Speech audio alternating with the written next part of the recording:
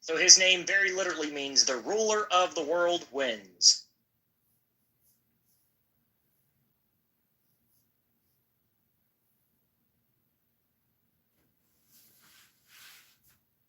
I wish we had that radical anarchist in here now. I'd love to hear his opinion after hearing what Donald Trump's name. He'd have probably spazzed out on everybody. It said, "See, you voted for this zeitgeist fascist bat." Look, I'll tell you, I'll just be straight with you. I've been dreaming about the day that someone would get elected and fire 75% of the federal workforce. And dreams do come true. I mean, that's it. I'll retire from here on out. Whatever happens, I'm okay with. That's all I've ever wanted since I started following politics over 20 years ago. You're right. My first wet dream, Carmen Electra walked in my room and she told me we just fired 80% of the federal workforce. And I just became a man in that moment. They're not doing nothing. Same thing at Twitter. They were sitting around making lattes and shit all day.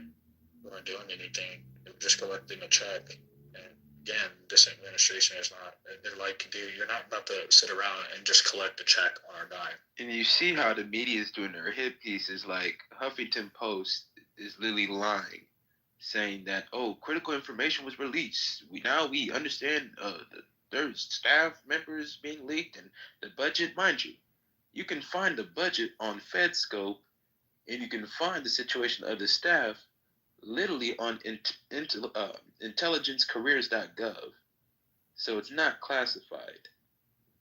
This is literally public information. But they know that people on TikTok don't do none of their research. People are just amped up and amplified and not doing their side research and figuring out, wait a minute. So we already knew what the budget was when it comes to the NRO? Yes, it's public information. So yeah, they're already doing their hit pieces, man. They're trying to get everybody bent out of shape when it comes to Elon, man. Yeah, so some of this we were talking about earlier, the Doge website, Doge.gov, it got hacked earlier. Doge.gov is just a reflection, it's just mirroring what at Doge on X account, Twitter, formerly known as Twitter, what is put out on their Twitter account. It's for the boomers that don't use Twitter, or the leftards on Blue Sky or Threads or any of the other garbage social media apps. It's just it's just a website showing what Doge account on Twitter is tweeting. So there was no personal information that was lost. There was no private information that's been hacked or anything like that. I don't know. But you got fuckheads that don't like Elon, that claim that they voted for Trump, that, I don't know, somehow, some way now the left-wing media is telling the truth. I don't get how you see through. Hold on. Let me finish. Okay. Hey, let me finish, David. I brought you up. Let me finish. Go ahead. Like, I don't get it. He said a fuckhead. And people. Man, you've been drinking. Go ahead, Sean. Sorry for the interruption. Like I said, when it comes to everything, you got people that are literally claiming that, the government has been taken over. Elon has this overreaching, superior. This is an advisory group. Like Judge Joe Brown said, this is an advisory board. The situation still has to get through the president and Congress when it comes to the finalization of everything. So I think a lot of people don't know how government works, and they're letting the media take advantage of, these fuckheads don't know how the government works. Let's just make some sensationalism. Where, yes, 3,000 staff workers on the NRO, $73 billion in budget that they have. This is literally public information. Like, people, I don't know, man. People are starting to get Mutt's derangement syndrome, MD. Yeah, you deported me from the US, but no problem. I have come back to India and now I'm driving a truck, but I will come back to the US. I will come back one day and I will come back with my truck. This is a troll. I like it though. Keep it going. I want to.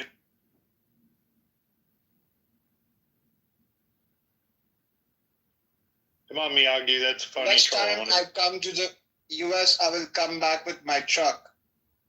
So now you will have an engine and an Indian truck.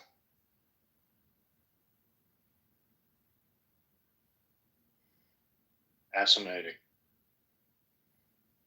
Whereby many men like I have said, been it lost. must during It's all Central, history.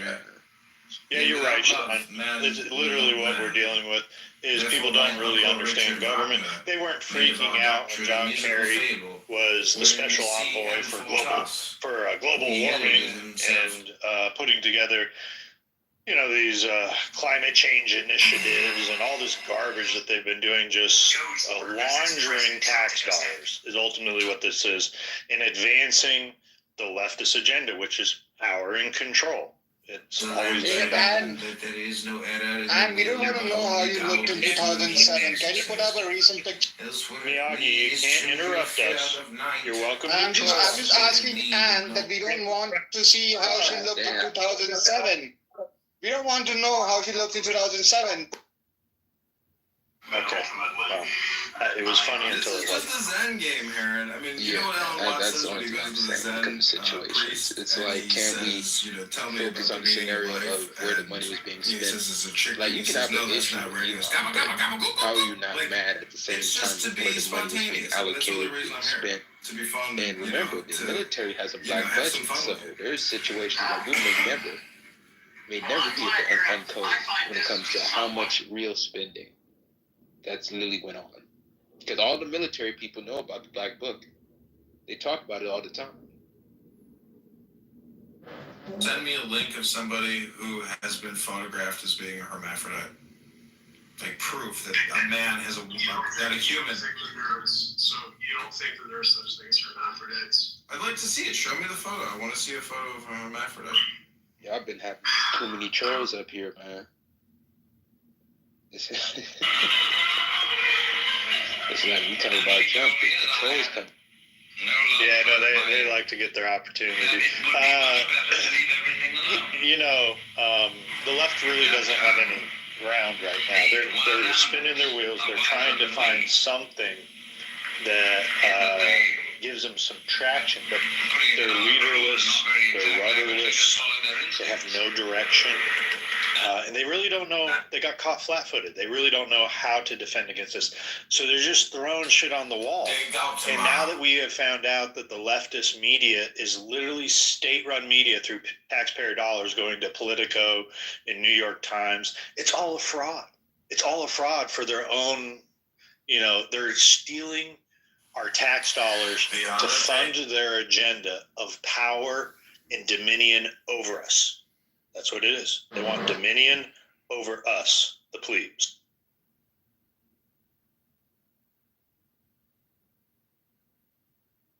Because I'm going to say this, after this election, I might not vote for anybody else. Because I don't trust no liberals. And I don't know who is going to be the next Bush-controlled dynasty Republican that will come out. Because I feel that the establishment will place in their people who are either scenario. Because I don't know about Greg Abbott, respectfully, because he's counsel foreign relations. I don't know too much about J.D. Vance.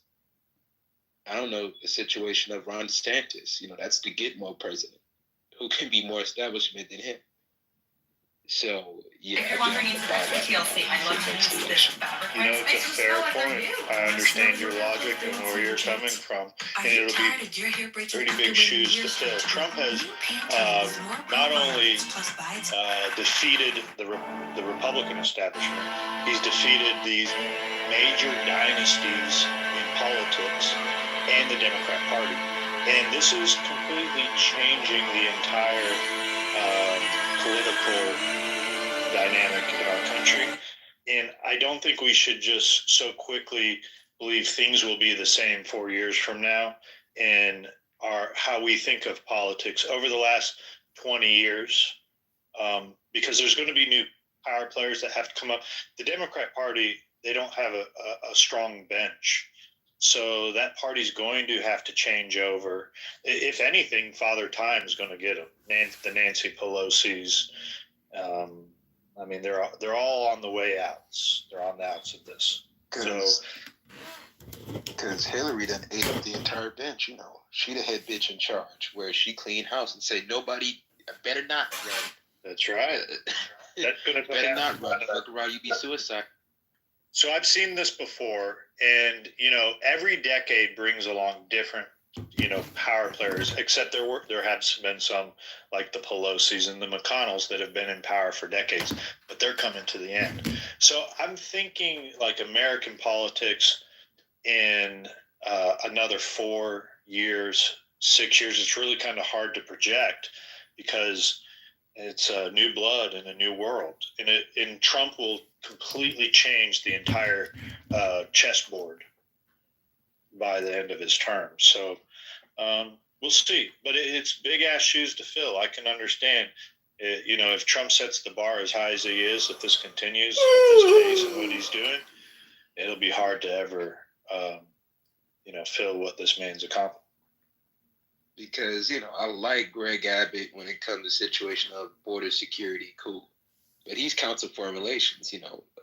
Him and also Stacey Abrams are both Council Foreign Relations. So it's like, I don't trust you, I don't trust her. You know, it's sort of like, you know, strange bedfellows. Politics bring very strange bedfellows where you start realizing that, wait a minute, you're connected with him, and, you know, Mitch McConnell smuggling cocaine and shit, and with J.P. Morgan, and you start realizing, whoa. You know. I do. Every name you named is someone that I would not vote for, between the DeSantis's and the Abbotts and stuff like that. Because for the Republican Party to be as strong as it is, it's been changing over the last 15 years. Trump is just, you know, he's just another main character in this story over the last 15 years of the changing of the Republican Party. We need to continue to change it over. We need new blood. I think people that will be names that you see in the next election cycle will be people like Josh Hawley. You know, I could see people like Akash Patel. You know, I think you're going to see new names come up, not necessarily some of the older names. And I don't think DeSantis ever has a chance. The man doesn't have a personality. Because DeSantis already showed his hand. He fucked up by playing the sideline, where Abbott has a better chance than DeSantis, because Abbott is smart by just saying, we're going to work with the president. We know the president want to go in, let him go in. DeSantis made his move. He got that money from Citadel CEO, not Steve Schwartzman. Ken Griffin. He got that Citadel hedge fund money, and he thought Citadel! and he failed. So, you know, Jeb Bush will always try to pop his head in the Mitt Romneys of the world, which that's the old guard of, I guess you would say, the 2000s Republicans. But this situation right here, where more and more people are going to want some form of populism, situations of, I guess you would say, non-establishment candidates, where if the media likes you, a lot of people won't trust it, in my opinion. Where if the media all of a sudden likes you, where no hit pieces, you're just squeaky clean. Yeah, that's where the Taylor Swift effect, where we keep seeing you, becomes an it. That's a really, really good point. I hadn't thought about that. That in the future, there will be a large block of voters that are skeptical towards any politician that has the support of legacy media outlets. Great point, Sean. Hadn't thought of that. Yeah, because me and my pops both long time Democrats. And he was done. When Biden opened up the borders, he went from a life, mind you, he voted for George McGovern in 72 over Nixon. So if the Democrats that royally fucked up, where you had a lifetime Democrat, literally said, man, I've been voting for y'all for the past 52 years, I'm not going to do this shit no more. I'm done. Then you have a scenario where you got a real serious problem. where you're going further and further left, and people that may not like Trump, or they just have a situation where they see Trump and they just go irrational, but they turn to the other side and they say, wait a minute, I don't fuck with you either. Where, you got the person that either goes independent, well, not independent, libertarian, Green Party, don't vote, or, move out the country. I don't know. You got a segment where necessarily neither one can be able to win it. Because, mind you, Trump is a hate it or love it kind of person where you're either going to like the man or you're just going to despise the man at this point, where most people got their mind made up when it comes to Donald Trump and the scenarios of the faction of, I guess you would say, the MAGA party. But you have that old guard, man, where the old guard say, nah, we gotta put our boy in, where we gotta rig it up. We gotta figure out what's the infrastructure to be able to get our people in play. Like, George W. Bush had Jeb Bush, so that was his infrastructure. So, plus, my guess is there's going to be just a radical amount of new blood that comes in to politics for this next decade, next 15 years. While Silicon Valley, in the terms of the bankers and the oil companies, Silicon Valley would be considered new money for the billionaire club. And you're really going to see Silicon Valley now, rather than being the Democrat Party tried to control them. And I think you'll see them, like Elon's already looking at buying a location to turn into a private club in Washington, D.C. And for his agenda of expanding humanity to, be planetary, he's going to end up trying to use this country as the launching pad for it. I mean, he's got so much investment in it already. So it would set him back so far to go someplace else. So you're going to see Elon Musk and some of these other billionaires that are the new money billionaires, the tech billionaires. They're going to start driving the direction of this country, rather than so much the bankers and the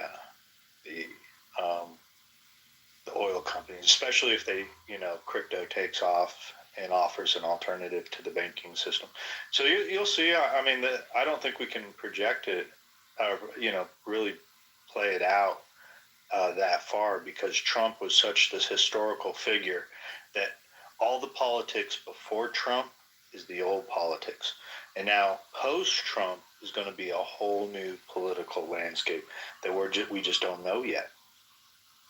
Because the old Republican guard, like Reaganism, would not work. Would not work in a new frontier in politics. Would not work. Nah. Well, that was over 30. That's 35 years ago, though. So the people that are voting now and in power, you have to think 18-year-olds at 90 in 1990. They're nearly 60 years old. So people that came up, most, like, we're getting to a point, majority of the voting population, we weren't, voting. They weren't voting when Reagan was in power. So the old guard is already gone. And Trump's done. And it's just in the McConnells, he's kind of the last grasp of that old corporate Republican Party. So we'll see. I mean, they'll crop their heads back up, though. Yes. Yeah, no, it's not over. It'll be a never-ending situation. But I don't believe that. Don't put it past the left now. They are some, excellent liars. I got to give it to them. One thing they are very good at. Oh yeah, they spin kings. They would say it again. They the spin kings. Yep, they know how to spin something. Get people all hyperventilating, saying, "See, did you look at this? Did you look at this? Did you look at this?" It's like you research around it. It's like, come on, like, where is the substantial evidence? Where's the situation where the whistleblower that came out and said, "Yes, this did happen"? It's always an area where they got sources from anonymous sources. Then when we find out information on them, where a whistleblower is dead, going, it's a big conspiracy theory. All right, we'll switch gears here, James. I mean, the room's dying down. It's gotten slower, and it's just me and Sean talking politics. So go ahead, speak your thoughts. I want to hear this. What you got on gravity? Oh, I don't mean that. It's just pretty cool that I got Dr. Michio Kaku to endorse my paper and publish it on the Cornell website, the Cornell University website. We do think that we conceptualized and created a new formula that defines what gravity is. It's groundbreaking stuff, Nobel Prize winning stuff that I've accomplished here. I can't wait to see where. That's awesome, man. Congratulations. And I wouldn't publish the formula and put it in the chat if we didn't already put it on the website. It's already published. It's already put up there, copyrighted, time-stamped. So I can put it in the chat here and share it to you guys now because it's not like I won't get credit at this point. I have been time-stamped. Yeah, can you tell it to me like I'm a 5-year-old though? What, just in a simple, what is gravity? Okay, so the fabric of reality itself is actually growing and moving, right? So it's like with those old Hollywood movies, where they pretend to be running and the background of the movie is moving on rollers and it makes it look like they're running, but they're standing in the same spot. So matter works like that, and the background of reality works like that Hollywood roll, that tape as it moves. So matter isn't actually moving. Gravity isn't actually happening. Reality itself is moving away and around the matter, which gives the appearance that gravity is matter coalescing together, when in fact it is reality moving apart. And we run it through simulations. We do see that it works 100%. Singularities of general relativity, which has always been a paradox, seems to be eliminated. There is no singularity in this formula. It is a new concept. It's amazing. Well, you said 100%. Like, why 100%? There's no guarantee for 100%. So, like, I'm trying to figure out. I'm confused what you're saying. He said it was 100%. Come on, if you're gonna say 100%, like define 100%. 100% of what? What did I say that at? If I said it in a different way. I was saying like 100% did it. David, are you high right now, bro? Some good shit you chiefing on. If you don't believe me, take my formula, give it to ChatGPT, tell it to run a simulation, and it will also confirm it. We have ran it through all the language models. We've ran it through all the simulations that we can at the Cornell University. From what we can see, this formula functions and works. It is groundbreaking stuff. Can this help me on my stock options? Okay, so you can't do it. That's fine. Can this help me on my stock options? Can this help me on real estate when it comes to gravity? It won't help you at all. It'll help me win a Nobel Prize and possibly $1 million prize money. But other than that, it may change the face of physics itself, so that'll be pretty cool. I'm glad you compared it with us, James. Congratulations. Albert Einstein may no longer be held up in regard. He may be seen as wrong if this comes through. So if this does work, again, I'm excited. Theories don't always work out. Formulas sometimes. You got to remember. You're killing me, Schneider. Yeah, but with all due respect, David, hold on, David. David, hold on. Sorry, go ahead. James, you got to remember us, bro. When you're like the next Einstein, and we're all talking about James Snyder and how he proved gravity. You got to come back and say MAGA for us one time, bro. Just I will, because I will be the president of the United States. I plan to do greatness with this fucking brain that I've been given. It's going to be amazing. Oh, that's fantastic, man. I'm rooting for you. Look, new blood. Here we go. What I was saying, Sean. Don't put it past the people that want to save this country to have like a James Snyder rise up. And it's not going to be this old guard. Politics is what we've known it. Is just we're changing eras. Like we're going from one era of politics to this new era after Trump has defeated all of the political enemies in this era. You got to give it to the man. Because he has to deal with the Bushes, the Cheneys, the Reaganites, the government bureaucracy people. Bushes. They were on the bushes, but government bureaucracies, situations of the government staff. Because we got government is complicated. The government is complicated. Damn. Yeah, I know. He would be cool if, like, we'd let him be drunk and high, but he's got to let people finish talking. Yeah, Sean, it go. must be that brown liquor, man. It must be that Jack Daniels. But like I said,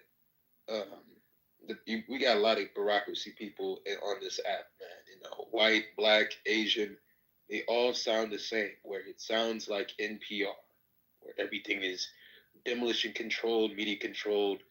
No matter if it was watching CNN, Fox, MSNBC, or MSDNC, it's like, damn, man. You know, we don't have anybody that is in the bureaucracy that pushes back, or do they weed them out?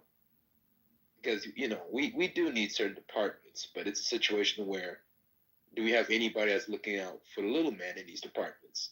Because it seemed like it was tipping off a lot of the ICE raids here in Los Angeles, where Holman had to get on that ass and say, man, you was interfering with police work, where you're tipping off cities and mayors about the situation of ICE raids. Like, you're aiding and literally assisting criminals that came across the border. Like, my city in Los Angeles has been dismantled and destroyed by illegal immigration, unchained illegal immigration. We had literally busted a Chinese dude that was literally trying to move guns from Ontario, California to North Korea. See, that does get brought up every 5 seconds. But I noticed a scenario where I'm looking at, we have a lot of splitters. And I hate to make it racial, but Joe, you got a lot of white people that love China. We got a lot of white people that love them some China, man. They look at Shin Yun, they go and do this and do that. They say, oh, the Chinese American got the blueprint that the white man, Rube. You know, they call y'all Rubes. I noticed they call y'all Rube hillbillies. And it's like, damn, where they're so globalist to a point where they're going to literally sabotage the United States from within. We got a lot of communist talk, where even my pop says a lot of this shit is communist talk. A lot of this shit is communist talk. Yeah. No, I don't disagree. That we definitely have a lot of white folk that are wanting to control. Yeah, they want to control us. So ultimately they want to have dominion over us, and they want to wash out our voting power and replace us. I mean, we weren't wrong about they literally said before Biden got elected, he literally said that he was willing, you know, this is a strategy to replace white folk. So that was the whole like point of what the left was trying to do. You know? The thing is, they're trying to replace overall Americans, where, if anything, illegal immigration was going to wipe out the black community before anything. We are 50 million in the population. White people are 197 million. Black people get wiped out first. Mind you, black people are siding with the communists, thinking that this is a gotcha moment where we got back at the white man. No. This situation will wipe out the black community within 5 to 10 years and wipe out the original, I guess you would say, the Aryan white man within 20 to 30 years. Simple as that. Yeah, no, you're right. Ultimately, when it was put into effect, though, after they let in all these illegals, where did it affect, you know, the areas the worst? It was actually where Americans that, you know, live in some of the larger cities populated, that this illegal immigration has affected. That's why when I would hear people come on this app, one being Marshall Rankin, one of my nemesis on this app, I'm putting that out there. Okay, let everyone know that. He would say, what are we going to do if we don't have our illegal immigrants here to pick schnozberries? Because the cost of schnozberries is going to go up. And, you know, he's one of those same ones that would just want to invite in illegals, even though the ones that do our farming only make up 1% of the amount of illegals in this country. Where the illegals ended up being put was in major major cities and affected all Americans. You're right, Sean. All Americans. Because, like I said, 18 million illegals, them having 3 to 5 children, that's a situation where 56 to 72 million. That means that waters down any kind of situations of the black community first. And mind you, 197 million white people. Within 30 years, that situation is going to be over 200 million. 200 million, and mind you, this situation is where essentially the white man and the black man is scenario tethered together. At this point, they are tethered together. They're tethered together. They're tethered together. And this is a scenario where if we had a situation where we have an understanding, Joe, you can have your area, I have my area, you have your guns, I have my guns, you raise your family, I raise my family. But to allow an invasion to come into my neighborhood, your neighborhood, would be insane. It'd be morbidly insane. Yeah, that's how America was actually meant to be. Is liberty isn't just this unfettered freedom like the libertarians try to convince everyone. Liberty is the right to govern ourselves in our own locations. We can be king of our private property. And Sean, you can raise your family and have your pursuit of happiness, which it's your what you scored over your years, whatever fancies you in the sense of the type of life you want to live and the type of legacy you want to leave. So that's how it's meant to be. Because it's a situation where I believe if anything, to keep it a situation where we're not as divided, we need to keep certain elements together. A man is a man, a woman is a woman. Our Second Amendment, a situation where we can have domestic manufacturing and warehousing, because NAFTA killed off a lot of jobs where the white man was affected, the black man was affected, because warehousing is in inner cities, rural communities, and it was given away to China, given away to Mexico, Canada, all across the planet. Literally globalism, ushering out jobs and bringing unchained illegal immigration inside of these communities, where you got areas where Indiana, the Hoosier land, having a new influx of new demographics that a lot of people. We might have lost you there, but I got a question for you, Sean, if you're still.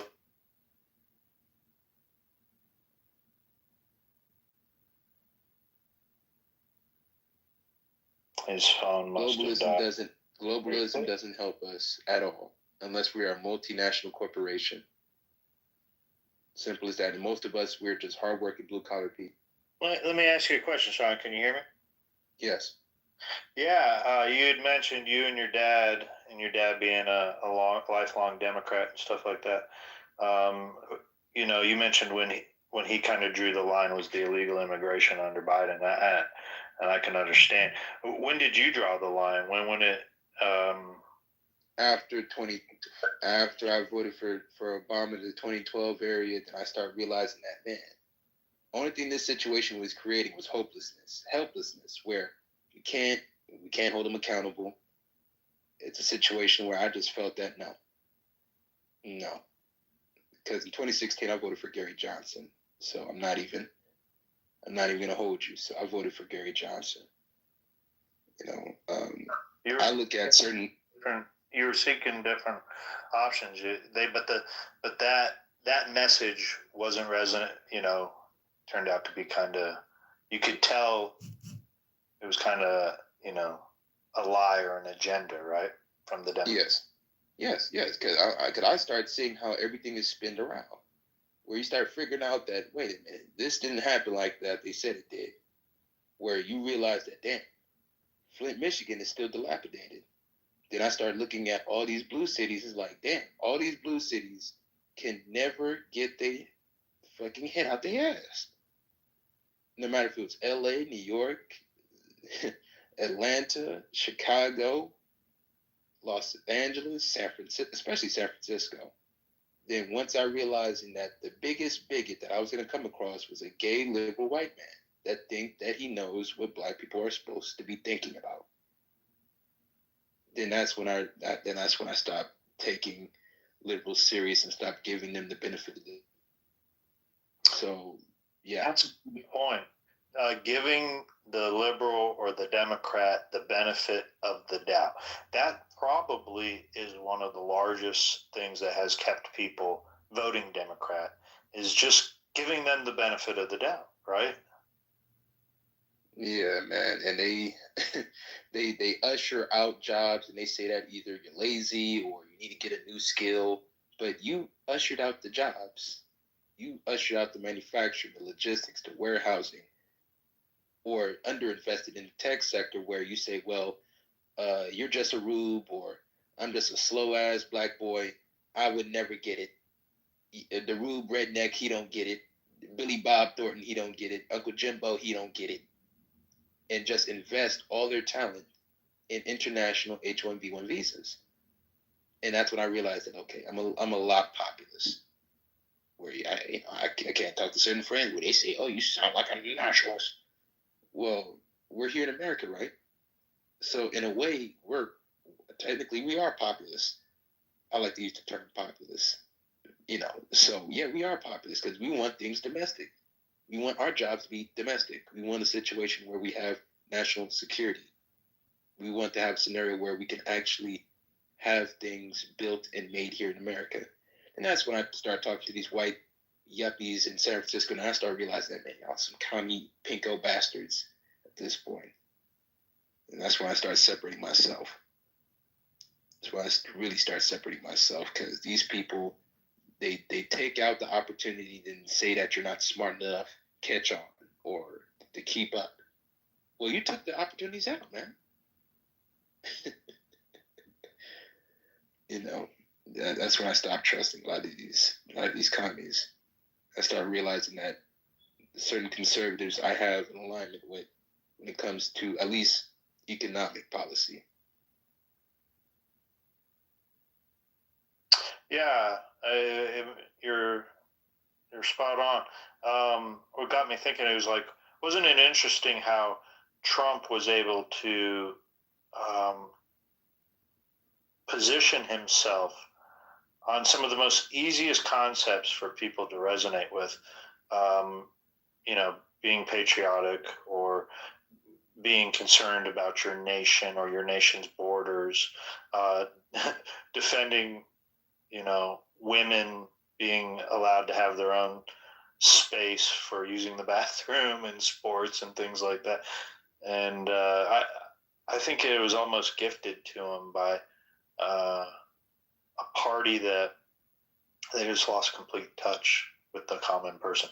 Fedo, I saw you were you raising your hand? Did you want to get in? Come on. I just wanted to say hi first, and I just let me know if I can divert the topic a little bit and talk about external politics. No, we just want to talk about American politics, bro. Or American. Yeah, American politics. Yeah, America first. Domestic base. Domestic base. You got something about America being first in the world? You got a problem with that? No, I don't have a problem with that, but it's the effect of America first on countries like my country in the Middle East, for example. Yeah. We might be on the same page here, where we don't want America fucking with the Middle East anymore. Is that cool? You like that? Yeah, the best example I'd give is, right, you said that America first would hurt the Middle East. If there's a Middle Eastern company that, say, wants to make shoes, who are they going to sell those shoes to be the successful shoe company they want to be? That is Americans. That is what America first means, that you put our customers first because they are the ones that will benefit your company. So America first is not beneficial to just America. It is beneficial to the entire globe. We'd like to stay out of your politics over there, though. I mean, that's what Americans want, that support Donald Trump, is we want to stop fucking with the Middle East and playing games over there. Yeah, the world's policeman thing is played out. We're on the same page. The world's policeman is starting to being played out. Yeah, at least you need to know what Trump supporters are wanting Trump to do, and we're going to hold him accountable, is that we want America to get out of the politics of the Middle East. We don't want to be in any wars over there with y'all. We want y'all to live on your own and live your own life and handle your own business. We want to keep all the garbage that's been coming from America with all this DEI shit. We want to keep that out of your countries too. Yeah, that's a bunch of bullshit. We know the CIA is a bunch of bullshit. We know that our tax dollars has been getting spent to overthrow y'all's countries and y'all's leaderships. And the people that support Donald Trump want that to stop. That's why we elected Donald Trump. And the situation at hand is the more domestic that America is, the less and less that you start seeing the puppeteering hands of the global world policeman. You know, that's where Poppy Bush in '89, when he went on stage of his, American address, stating that we are the world's policemen. Well, that time is over. That time is over. Where if it ain't the Middle East, it's the continent of Africa. America needs to say it in America. These countries, these continents, these areas need to focus on developing their own. The hidden hand of the globalism of the Clinton foundations need to be gone. In scenarios of actually you cultivating your own economies based off of the natural resource that you have. But you notice that a lot of these globalists, Federal, they have a scenario where they want to be in your business, create coups, situation of fear-mongering, twisting up media spins, and getting involved in your business. Then that's when they say, oh, America, you're always in our business. You're always in our... No, the globalist is always in your business. You know, the nationalists, the domestic-based policies, the populists here in America, they don't want no business involved. Their business is here in America. And you could call it, because, the globalists like to call it isolationism, where you're just isolating yourself. This isolationist, protectionist policies. Like watching Bloomberg every single day. They're talking about protectionism.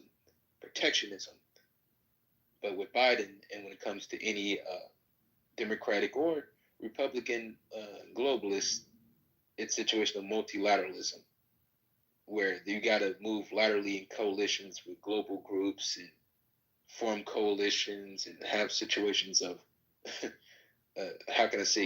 global theater. And, that doesn't help anybody but the multinational corporation. You like that, Feta? You can jam with Donald Trump. You like that? It also undermines our independence, which we fought for in 1776. We fought to separate ourselves from the powers of Europe, for us to be subservient to the powers of Europe, and now take care of their failed empires and the former colonies that they once held. It's a pathetic thing that we have devolved ourselves into. We should restore the Republic and re-find our independence once again. See, I couldn't agree more with you guys. In the Middle East, we like Trump a little bit more than Obama, because I remember Obama, for some reason, I don't understand, he was trying to shove up Islamists everywhere. We had the revolution, and... Well, we are also not fans of Islamists, but hey, just keep your shit over there and we don't really care. Yeah, exactly. We had the revolution in Egypt, and then for some reason Islamists came, and then we removed them. The minute we removed them, and this was to our surprise, we got sanctioned by Obama, and he stopped sending our army weapons and stuff to fight Islamists. We had ISIS. We were not fighting like cute Islamists. It was pure ISIS, and they were sanctioning us for. What are you talking about? Like, excuse me, Donald Trump actually put in a ban into place that I personally think that Donald Trump should be expanding through his administration now, in that said ban of certain people from certain countries that, again, were celebrating through streets of, planes flying into buildings. So, again, at the end of the day, okay, I think that there needs to be a certain trajectory of keeping certain people off our U.S. soil. And, that also includes, Somalians and Sudanese. Oh, okay. I'm talking about post 2014. We removed the Islamists from Egypt, and the minute we removed the Islamists, we got sanctioned, and we were not receiving spare parts for Apache. Okay, Fedo, you're not. Stop. Go ahead, Fedo. Yeah, so what I'm telling you, we hate Islamists as much as you do. Islamists killed more of us more than they've killed of any other one. And this is the thing, that we hate them, we're trying to fight them, but for some reason Obama was supporting a vision that we would hand over the entire area to a Muslim Brotherhood or like a pro-Turkey regime that would just rule over the place. So we're on the same side. We want Middle Eastern to remain in the Middle East. The only thing I'm asking you is to hear our voice. I understand that you guys don't want illegal immigrants, everything, but what's happening right now specifically with Egypt is the exact thing. So Trump goes now, and then he says Egypt should take, I don't know, like 1 million people from Gaza. And this is something that can destroy us. If US is not able, look, they don't like to have immigrants. It's the same for us. We don't want to have 1 million people that we don't know. Half of them are terrorists. Half of them are trained and armed to the teeth. And then they enter our country, which is so poor. Just for you to put things into perspective, the average salary in Egypt is around $120 per month. All right? So it's a very poor country. And to dump like 1 million foreigner there, while we have completely open border with Sudan and Libya. So this is what I'm telling you. We're supporting you guys. I get your vision, but hear our voice. This thing about forcing countries to take refugees is not going to work.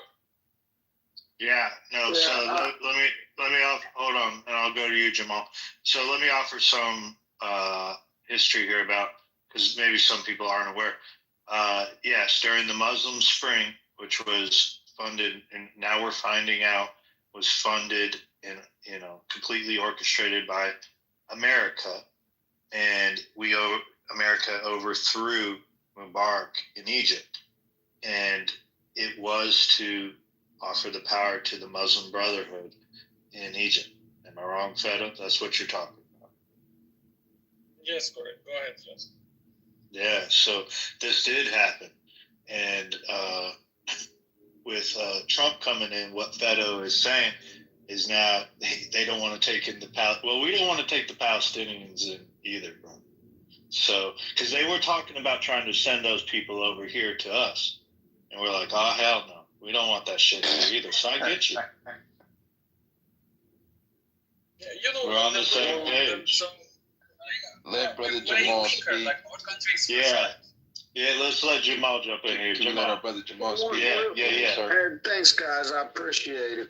So, the concept of what Trump is really talking about, I don't think it really has much to do with Muslim or any of that. It doesn't.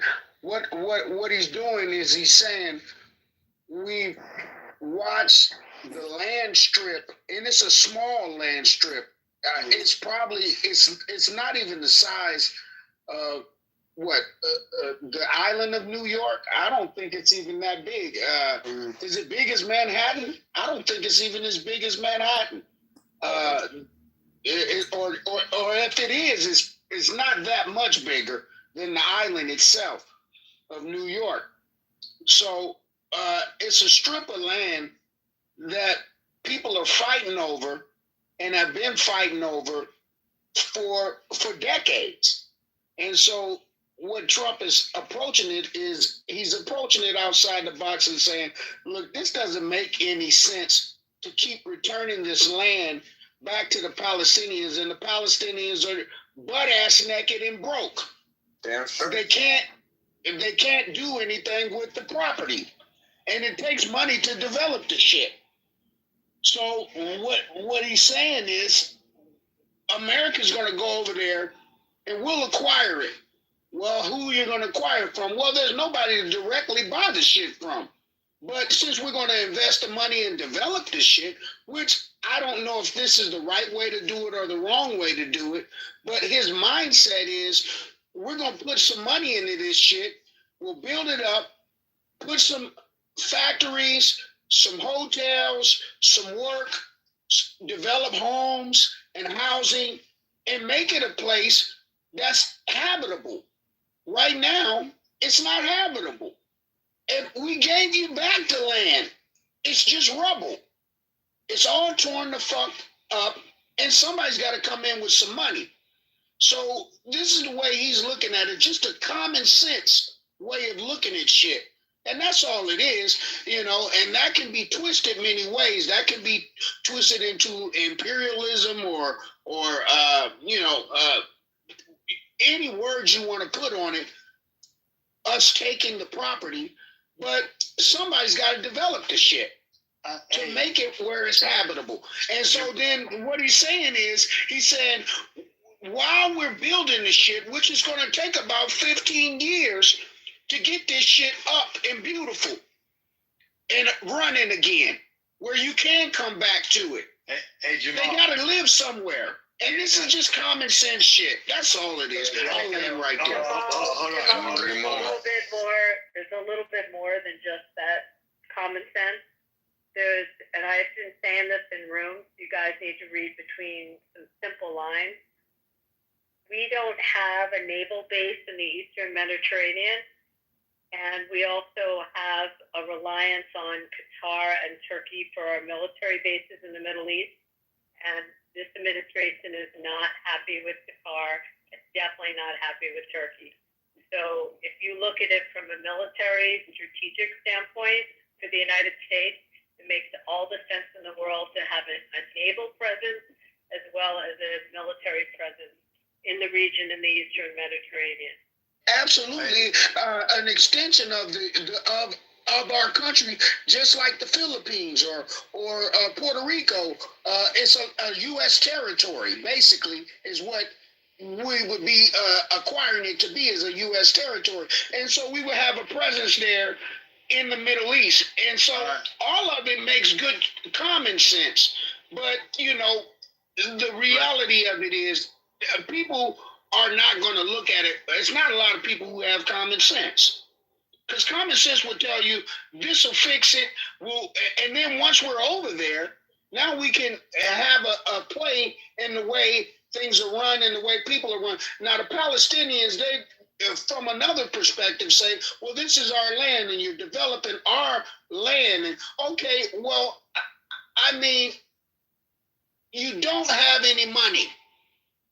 So now, as far as the investment, there should be some reparation or investment based on the fact that it was your land that we're developing to begin with. So there should be something that's given. This is very weird, Joe. Like, hold on 1 second. This is very weird. Right, and this, I just want to point out the point that I was trying to make earlier as far as a deployment of Black America inserting themselves into this issue. Like, it's very fucking weird. Yeah, it is. Like, it's very weird.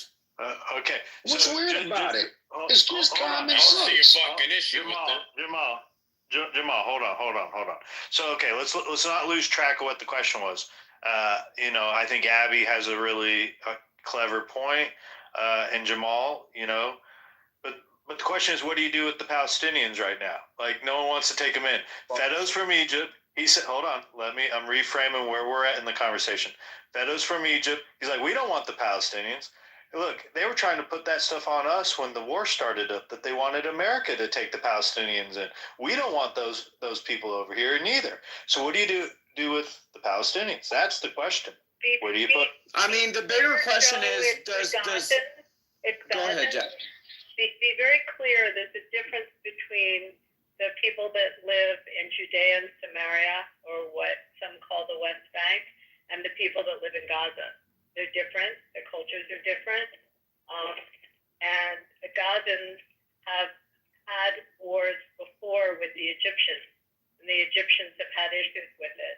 So you can see the pushback on why that border was sealed off from Egypt. But when you talk about them, they're Gazans. But Abby, one of the things that really pisses me off about this whole entire conversation is, again, why is it that certain said voices continue to insert themselves into this conversation? does Black America have an anti-Semitism problem? Like, does Black America have an anti-Semitism problem where they can't help but get their itch off of inserting their fucking opinions into this conversation for their own grievances against some shit that they've been brainwashed to believe in fucking America? Because quite frankly, it's crazy to me to hear so many fucking voices that are not actually invested in this towards actual American interests. I think we do. When you're looking at business, and I'm gonna just say this: we're looking at. You got to look at things from a square business perspective, and this is the way that he's approaching this. It's just common sense business. I mean, something has to happen. As far as the 2 million people are concerned, they can be absorbed anywhere. They can be absorbed into the United States. We have the room for them if we had to bring them here. But the reality, but here's the thing. Here's the reality of it. The reality is, here in this country, it's racist. And so, do they really want to be here? We know that they're racist here in this country. We're dealing with racist white people all over the United States right now. So maybe that's not the best place for them to be absorbed into a region around them and countries around them. That probably is a better move. And the reality of it is, to do the construction work, they're going to have to be absorbed somewhere, and I'm sure it's going to be within those 3 or 4 states around them. And that's what it is. Because we're dealing with white racists right here in America. And I'll land right here. This is from an African American Black queen. Hold on. Look, Fedo, though, he's from Egypt, and he says we don't want the Palestinians either. Okay, so what do we do with them? Bro, where do we put them? We put them in an oven. Damn straight. No, do some Can I add something, guys? Get Jordan to do it or something? Put them in the oven. That was real. Okay. Can we get Jordan to do this? Hey, put him in the oven, bro. Just like they did for the Native Americans. Who's saying that needs to Yeah. He can get the fuck out. Disgusting. He can literally get the fuck out. All right, yeah. Blocked. Okay, I have honest. Piece of shit. You're literally a piece of shit. All right, go ahead. Let Queen speak. New voices. Come on. Go ahead, Queen. Hello. So I've been listening. It's very entertaining, and honestly, I just wanted to say this. I feel as if even on both sides, when it comes to what we're gonna do with them, or where America's responsibility stands, obviously at the end of the day, it's all full of shit, and it's all alliance. What we're gonna do with them, I feel like we've already been doing what's been happening. We're not focusing on these are the immigration threats like the Mexicans or whatever. They're already over here. They already have a lot of support, because if it was that tiny, regardless, just like Hawaii or Puerto Rico or New Orleans or anything, the new LA, the LA fires, wherever you're trying to repopulate it, a lot of people are going to say, this land is my land. And, that, continuous battle going to go back and forth. But they already have a land, regardless of who own it. It depends on how much support they have. And they definitely have a lot of people who's going to do more than a GoFundMe. I just think it's all of alliance. Thank you, Queen. Appreciate it. I know, Peter, you've been trying to get in. Can you go ahead? Go ahead, Peter. At least you said you wanted to. I don't know if you want to do it now, but yeah. Yeah, I don't really have much to add anymore, but I've been just listening, and it's been pretty good hearing everyone's opinions on this. So why don't you historically somebody pull this up and talk about displaced people over history, cultures or countries, or this is not a country. This is and in terms of the depth or the history of these people under that type, the far goes back to Arafat. But the question is, where did the people who lived in Dresden go after the war? And, there have been areas that have been destroyed by war, and where do those people go till their area gets rebuilt? And where did the people from Hiroshima go? It's not the first time there's a displaced community from war that the world has to deal with. Well, I'll just say what my opinion is on the matter. I don't mind where they go, except coming here to America. I want a moratorium on immigration. I think we need to stop it at least for 5 to 10 years and encourage domestic growth or domestic population growth. I'm quite happy with all y'all as my neighbors here in this country. I don't have any, negative thoughts about any of y'all here that are talking with me. That, Ann's, the Matts, Adams, Jamal's, Sean's, Abby's. Really happy y'all are my neighbors. I just don't want them to be my neighbor. That's all right, right? I want to say something. Moratorium on legal immigration too. I like all of us. We don't need to add people from the rest of the world. That's just how I feel. Nothing about that. Because I feel like it's going to help our ability to gain wealth better if we don't have more people here. That's ultimately what it is. I think it'll all make us richer. I mean, are you saying that we couldn't have people, even if they're like Europeans or Italians? Correct. Yeah, I don't want Europeans to come here neither. Hell no. Good. I want less. Let me tell you what. Out of all the people that I don't want the most coming to the country are white Europeans. Those people are leftist, radical commies. They want to.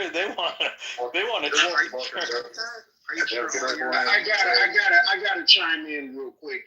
All right, so me myself right now, my occupation, I've had many in my 50 years, but right now I'm an over-the-road truck driver, and so I have actually, and 10-4, and I've traversed coast to coast on this United States land.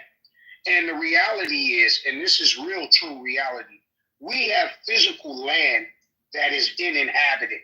And I'm talking about states worth of land. I'm talking big areas, swaths of land, either in Mexico, New Mexico, we have it in Wyoming, we have it in South Dakota, North Dakota. We have land, I'm talking about in the middle of the country, just open. So we do have places to absorb. 2 million wouldn't be shit. We could build a whole nother city and it wouldn't affect any of you at all. And you could do manufacturing, distribution. It's nothing. We have the land mass to absorb 2 million people like it wasn't shit. It wouldn't affect anybody.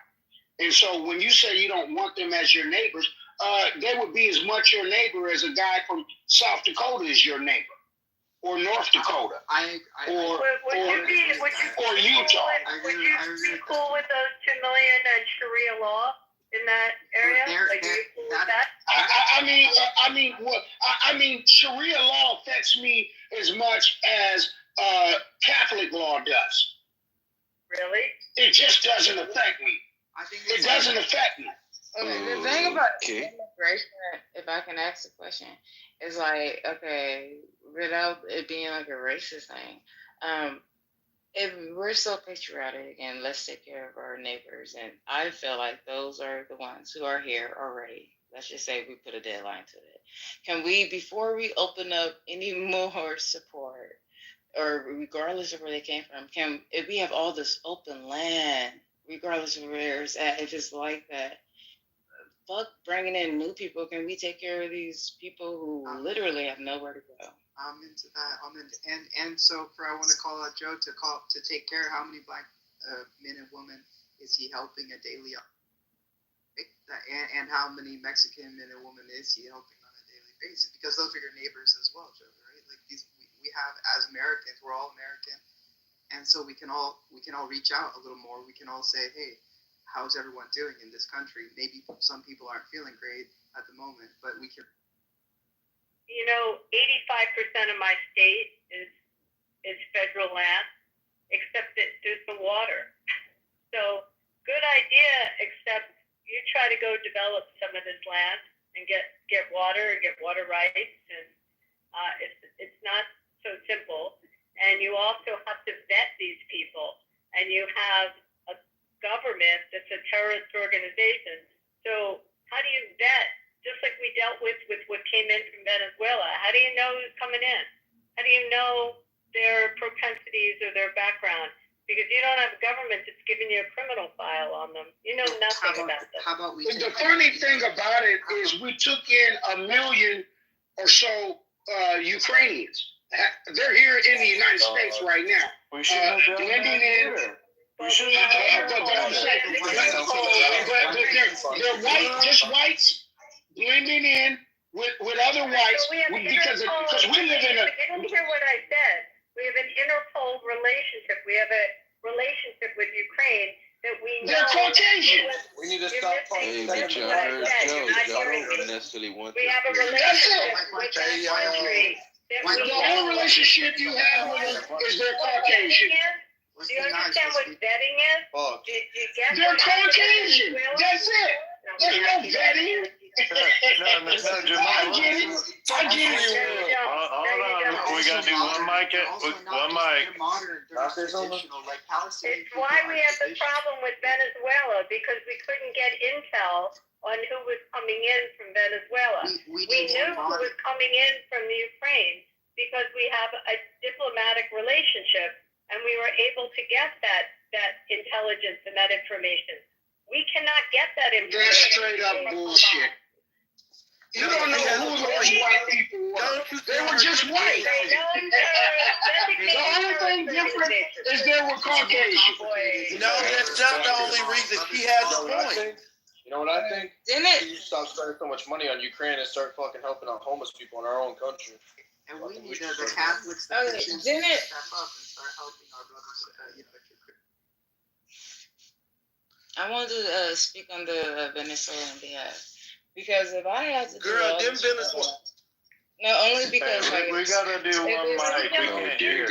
Here comes the king. Queen Not hearing it. If some, This is if some murderers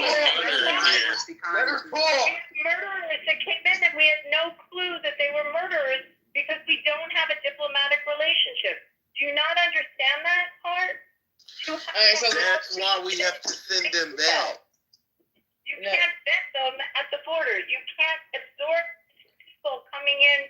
If they're coming in legally, you need to know and have a relationship with the country they're coming from in order to know the criminal history.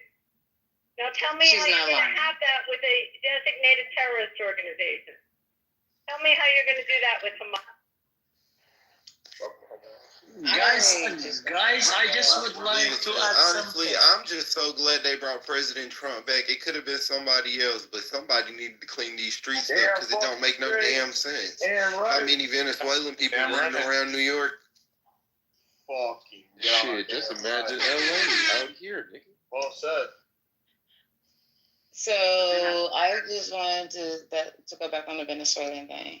If you did whatever it took to risk your life to get here, only because you literally know the law more than Americans who know about the Venezuelans. And you broke the law coming in here illegally. No, they didn't break the law. Hold on. Oh dear. You did break the law. You came here illegally. Hold on. I just want to say, because there's a difference when there's like a treaty deal, or if you make it to America and they ask where you came from.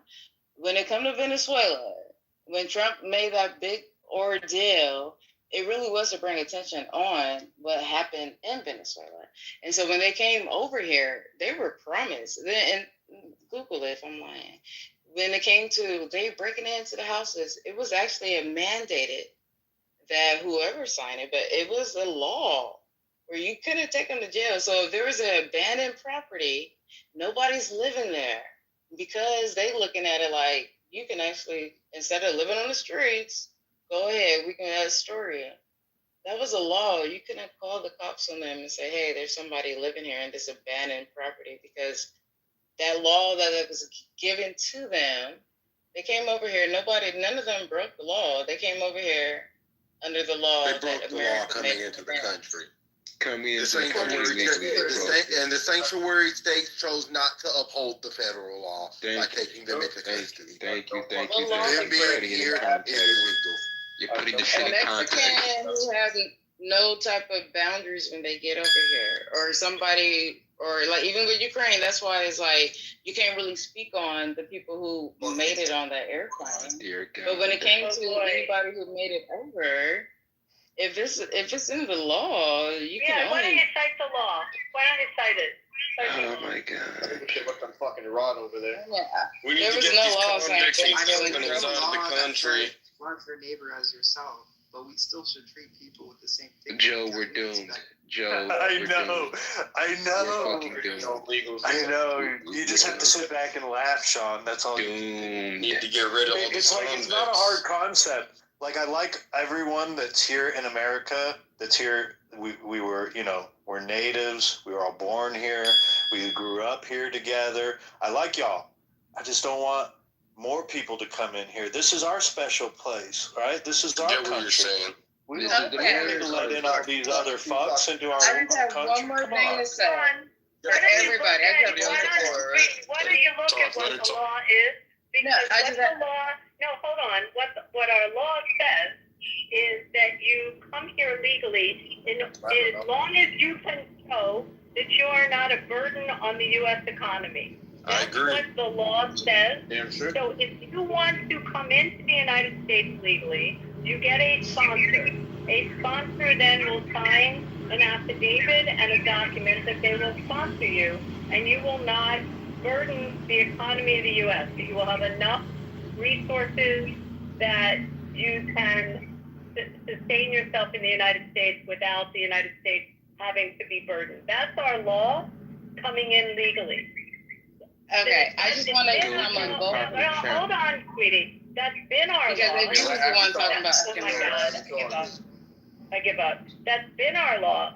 So for those who come in legally that are sponsored or can show that they economically will not burden our country, more power to them.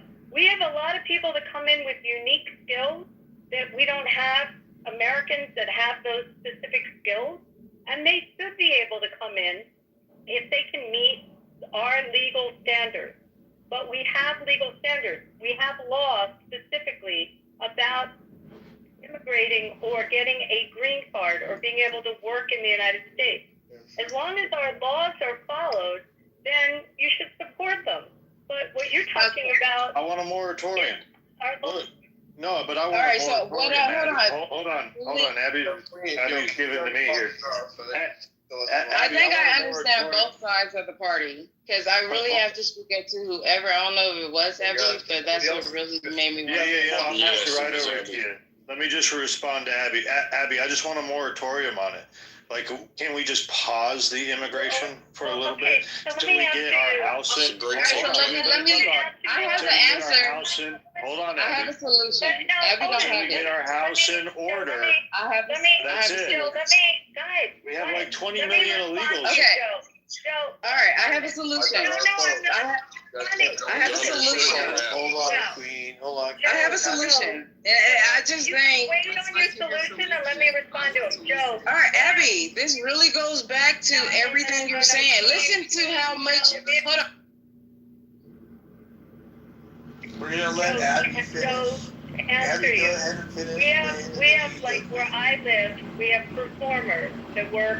I'll give you an example, like for Cirque du Soleil, we have several shows here, and we have performers that are here on green cards because they have unique skills and they're acrobatic and they're performers. We have a lot of people that come in under that visa program because they have those unique skills.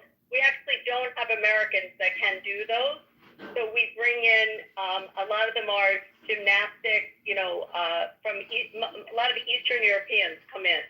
So I would argue with you, when you have a unique skill and you can show that it is unique and it's needed in the country, then you should be allowed. So it's not a full moratorium. Okay, thank you. Hey, listen, me and Abby are talking for a second. Just hold. It's not an argument. No, I want me and Abby are just let us cook for like 2 minutes, and we'll pass it right over to y'all. Okay, look, Abby, here's the issue that I have is this birthright citizenship. And Trump's already put up an executive order that will probably be overturned. But the whole idea is those, circus workers that bring some skill that many Americans don't have, they're going to have children here and raise a family. And the moment they have a child here, now we got to let them in. Oh, and all their family members from whatever country they are from too. So before you know it, you have the whole family here, not just the circus workers that came to perform that job. Point I'm making here is our immigration system is broken, and we let one in, but it's like a leak where the water, it starts bringing more and more and more into our country. And until we have our house in order, until we have our immigration policy sound, because yes, I get your point. I've heard this argument. Obviously, I know where you're coming from, but you got to admit that our immigration system is broken. Everyone's admitting it. So why would we want to continue to allow it while it's broken? Because there's a rule of law, and I would argue that I would respect the law that exists right now. And if you can meet those standards, and the standards are very specific, then I think we should be open to those that aren't a burden on our economy or have a unique skill. I don't disagree with that law, but I think people have to meet those standards, and those standards have been laxed. So I don't disagree with you that it's broken. I think it's really broken, and I think it should be tightened up, really tightened up. But there are situations, whether you're someone teaching at a university or you have those unique skills that we need for whatever purpose that they're coming in. And again, the other point I was making, they have to be vetted. We had so many people on our terrorist watch list that walked over the border, and that has to be tightly vetted. And so I'm not disagreeing with you, Joe. I just think you can't 100% lock it up. There's got to be some leeway within the boundaries of the law, as long as the law is being enforced. I pass the mic. I gave Abby the last word. Go ahead. Good, Grant. Okay. Oh my God. Listen, this is the thing. Queen, keep being bypassed, and I have to let you guys talk But listen, I have a solution. Oh my God. Even so, when it comes to like what Abby was saying, like they have to be vetted. Even with Joe, I guess. When it comes to both of you guys, let's stop immigration. The ones who are here, even if they snuck over, whatever, kick them out if they have somewhere else to go or whatever, they're complaining. My solution, what I wanted to say, when it comes to the law, this is actually the Constitution. This goes back to, like she said, the ones who are being vetted, the ones who are experienced, the ones who been here already. Guess what? Can we just start with what we promised the ones who are already here? We didn't promise them anything. Hold on, it's not a promise, it's the law. I'm going off what Abby's saying, and I'm going off what Joe's saying. Let's focus on the ones who are already here, who never snuck in, who actually are kind of educated, never been to jail, the laws that are promised to them. We don't need We're already here. The solution is the same way whenever the war happened. Hold on. So listen, when that war happened, I'm talking about the ones who's already here. How'd they get here? How'd they get here? Illegally, hold on, was it well, I don't know. Okay, so when it comes to that question, how do they get here? So when the same way when they say go back to where you came from. So when it came to how did we get here, that can be divisive as far as were we here? Because some of us were Indian, some of us came with you. Some of us, we did not volunteer. But however, you guys, they've been here. We've been here. A lot of people have been here, and they did not. voluntarily, some people have no place to go back to. So when it comes to who's already here, They have to go so when it comes to hold on, so the fact that Venezuelans get to come over, Venezuelans get the same treaty. Queen, if you and me go to another country and we overstay our visa, they're gonna arrest. They have the right to arrest us based on their legal procedure, based on their laws that they have in their country. So if we go to Russia or we go to China or we go to India, we can't stay longer than our visa application. They're gonna arrest us because they have a right to arrest us. That's in the law. Every country has. I'm just saying, as far as like, say you don't want to go nowhere. So when you can't go nowhere, we're just talking about we just can't go to the liquor store or we can't go to McDonald's. I don't think you have a passport. I'm just saying. I'm just saying as far as within our states. So I hear one person saying, "Hey, we gotta make sure our neighbors. You're our neighbor. Like you guys should fight with us." I feel like we've proven that. In every single war, I feel like we've done that. We help out all these other countries after we've been enslaved. And I don't know how we got here, who was where, whatever, but I just know we've been here and we've been helping out everybody else down to Venezuela, Ukraine, whatever country. We're not immigrants. We don't have nowhere else to go back to. We are here. We did proven over and over and over how resourceful we are to this country. All I'm saying is, I think she forgot that she was an American. What is she talking about? Somewhere along the lines, I really think you don't know that you're an American. Gunner, shut the fuck up! One voice. Let's go to somebody new. I think Keith, you've been trying to jump in there. Go ahead and say something. Go ahead. No, I just don't think she remembered that she was an American. I think she just this is definitely a fact. Somewhere along the line. Because how did we get here? You guys don't have a place to go. Like respectfully, how did we get here? We're all naturalized citizens. I think she's trying to relate back to an era before she was born. Well, we're talking about 2021. The illegals that came here in 2021, that border hop. Like pre-Civil War, 1812. But that is protected under the law. Like the birthright citizenship that Trump is talking about is 2021, the future years. Like, why we're going to a backdated situation when that was not what the president interpreted? We're talking about 2021. Okay, the president interpreted and what he's going back off of, and it's still in the Constitution down up today, when they made that Northwest Territory. And they made that we're talking about a time period. If you look at all the flags, 1776, MAGA. You done went 8 generations back. You know there used to be 13 I'm just saying whatever. Regardless of whatever. No, hold on. Whatever era you want to go back to, I'm just saying, as far as taking care of the immigrants, let's take care of the people who's willing to fight. We have nowhere to go. This is our property. Let's take care of our home. Like, you are my neighbor.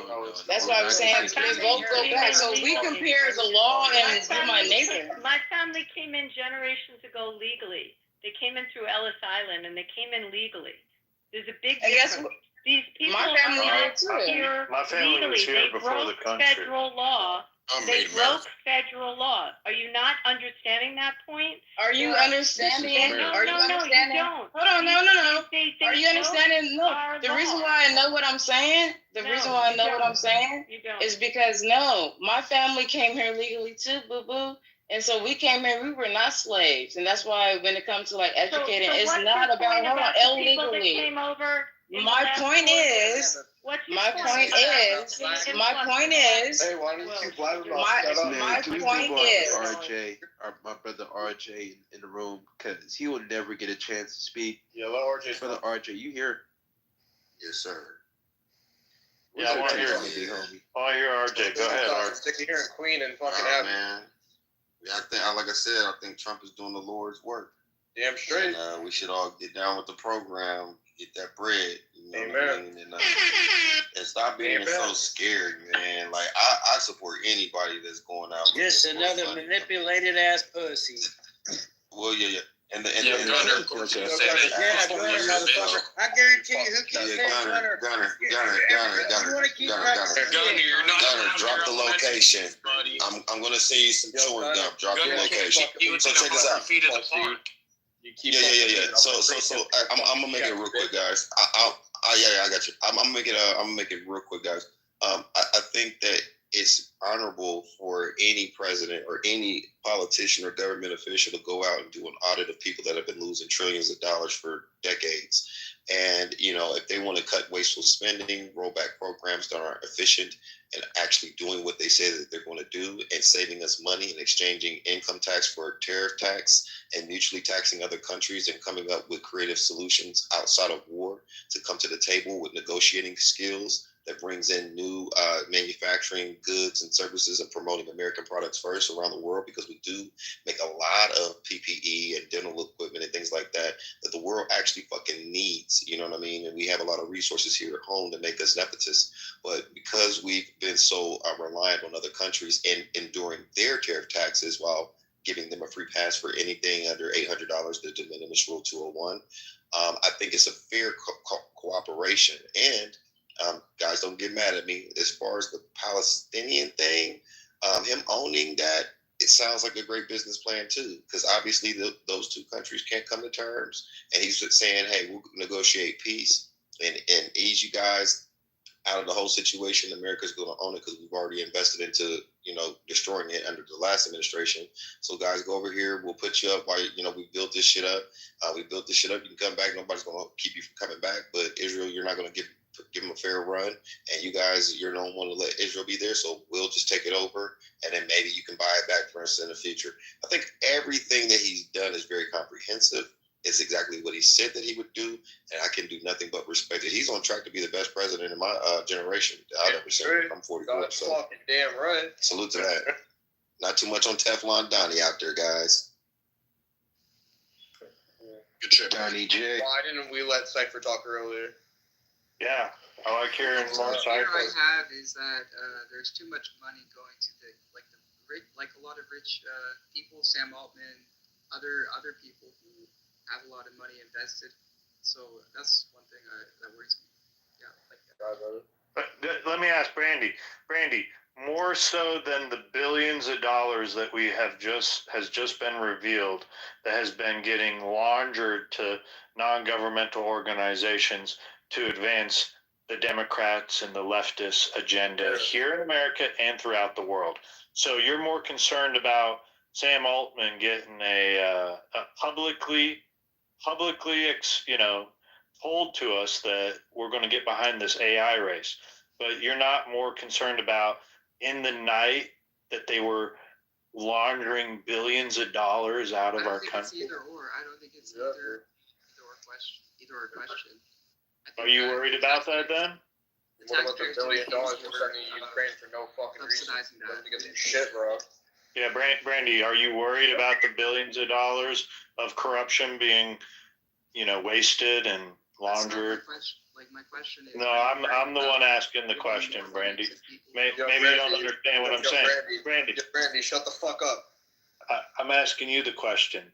Are you concerned with the billions of dollars that the Democrats have been laundering and Republicans have been laundering out of our country and stealing our tax dollars? Does that concern you? I'm concerned with the uniparty, the idea that there's one party, and that they can just send money to USAID, which was exposed by WikiLeaks for counter disinformation and trying to advance the CIA's agenda across overseas, trying to manipulate the foreign governments through USAID and these other democratic institutions. We call them democratic, but they're really not, right? Yes, I'm concerned about these things that have been happening. Are you really concerned? Absolutely. But I think the question is, for every concern, we have to find a solution. So we can't just always talk about the problem. We have to actually address it by advancing our own path forward.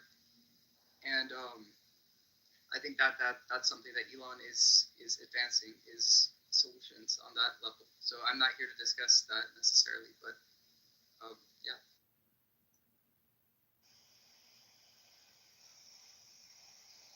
Honestly, they were trying to restrict your freedom of speech. They've been trying to do it for a long time. You ought to be glad they brought President Trump back. Damn straight. Hallelujah. Okay. So listen, I really do. It's not a solution. I'm just speaking off of some anger that I feel. So whoever was speaking about like the non-government organizations, which is like anybody can go down to the city clerk office and fill out the application, and bam, you got a backpack drive. And then for somebody who really actually care, right? When I actually did my research, and they said no, the government will not is not regulated. Federal government is not regulating it. And so when I also did my research, that's what's so confusing, and that's why it may seem like I'm on both sides, but when it comes to like, oh, I got an idea or a solution, it seemed very like biased or whatever. It's more concern. Queen, do you get federal money? Queen, do you get federal money? I'm sorry, what was that? Do you get federal money? Because that's what, when I say non-government organizations, these are organizations that are getting federal money given to them to advance their agenda. Their agenda to, so, lack of better terms, to have dominion over all of us. They want to control us. Like he said, control our speech. That's what has been going on. Do you have they been paying you? Because they've been paying off Americans. No, not at all. If anything, I believe in karma and God outside of everything. My main concern is I know about it, and I'm like, oh, this a lot of this stuff seem like a scam. And this is an honest question as far as when it comes to somebody who supported. How do you support what's really going on? It's like, yeah, go do that, fight for your rights, and do your law thing. But then it's like, okay, you're not doing that because, that shit is taken off. Anybody can go down there. And I'm not per se at all. I do know a lot of situations where I'm seeing flyers.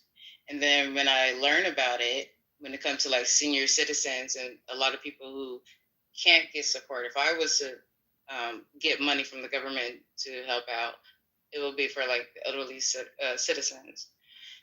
But as far as I'm not in that field right now. But Trump I'm not just saying him, but there's a lot of things out there that's available where you can obviously scam the system. And if somebody who's saying this is the way to do it, scam the system and just know the law, you can get away with anything. How do you know what side is right? Because it's in the law. Idiot. It's in the law and it's transparent. If it's legal, you can do it. Yeah, that's why we look at the Black's Law Dictionary. Morality at the end of the day, because that's why I love Trump. Just because you're a capitalist doesn't mean you're a good human. I can barely hear your mic. Barely hear you. Oh, sorry.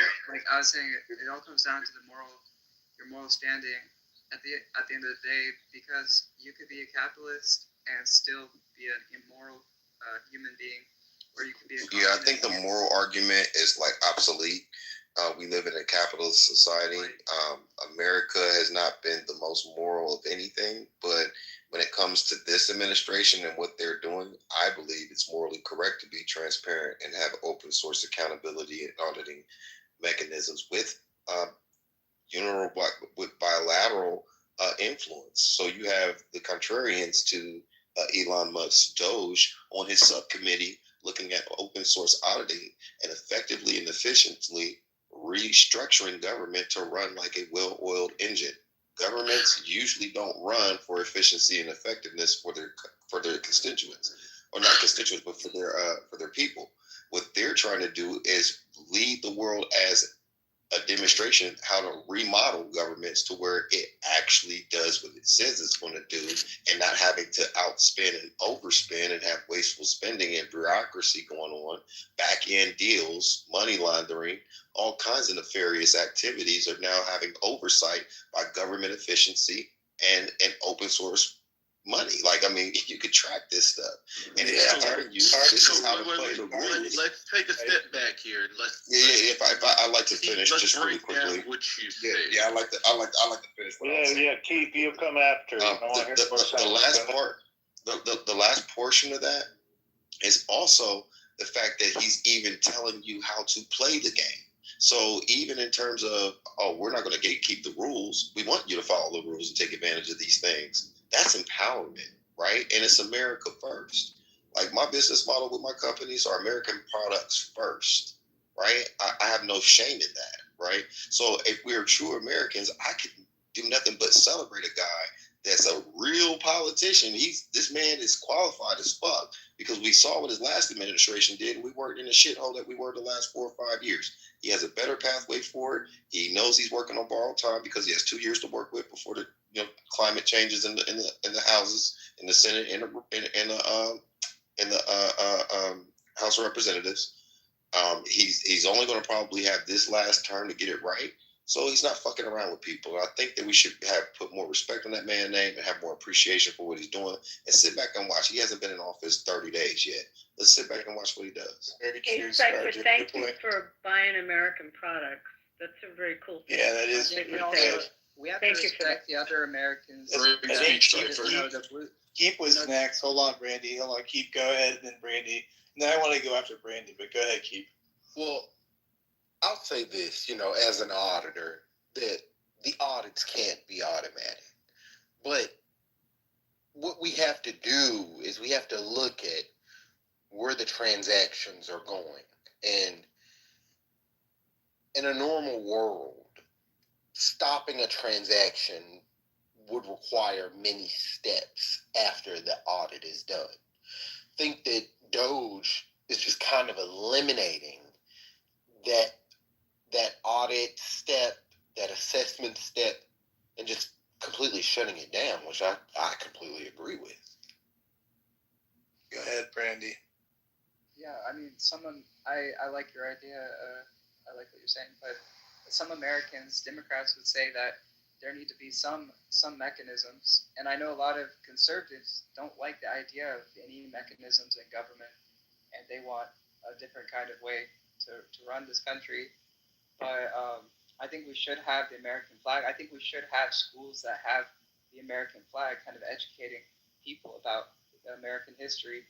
And I do think that Black history should be taught also, because Black people are Americans, obviously. And I do think we should teach efficiency in our schools. We should teach governmental efficiency in all levels, right? In every level of society, like we should teach. And I think that we just need better leaders, great leaders. Like, whether Republican or Democrat, we need to stop bickering between each other, because that's how we divide each other, and China or whoever gets ahead, because we're not working together. We're not making the plan that we need to make our country effective at all levels. At all levels, we need the best of the best at every level of government, just like Elon Musk. Somebody who has obvious competence,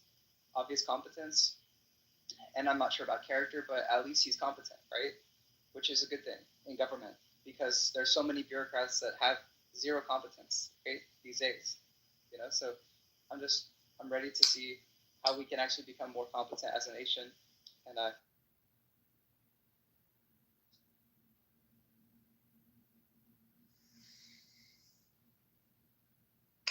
I mean, I'm just looking here at one of these items that were found, that being the Associated Press, the AP.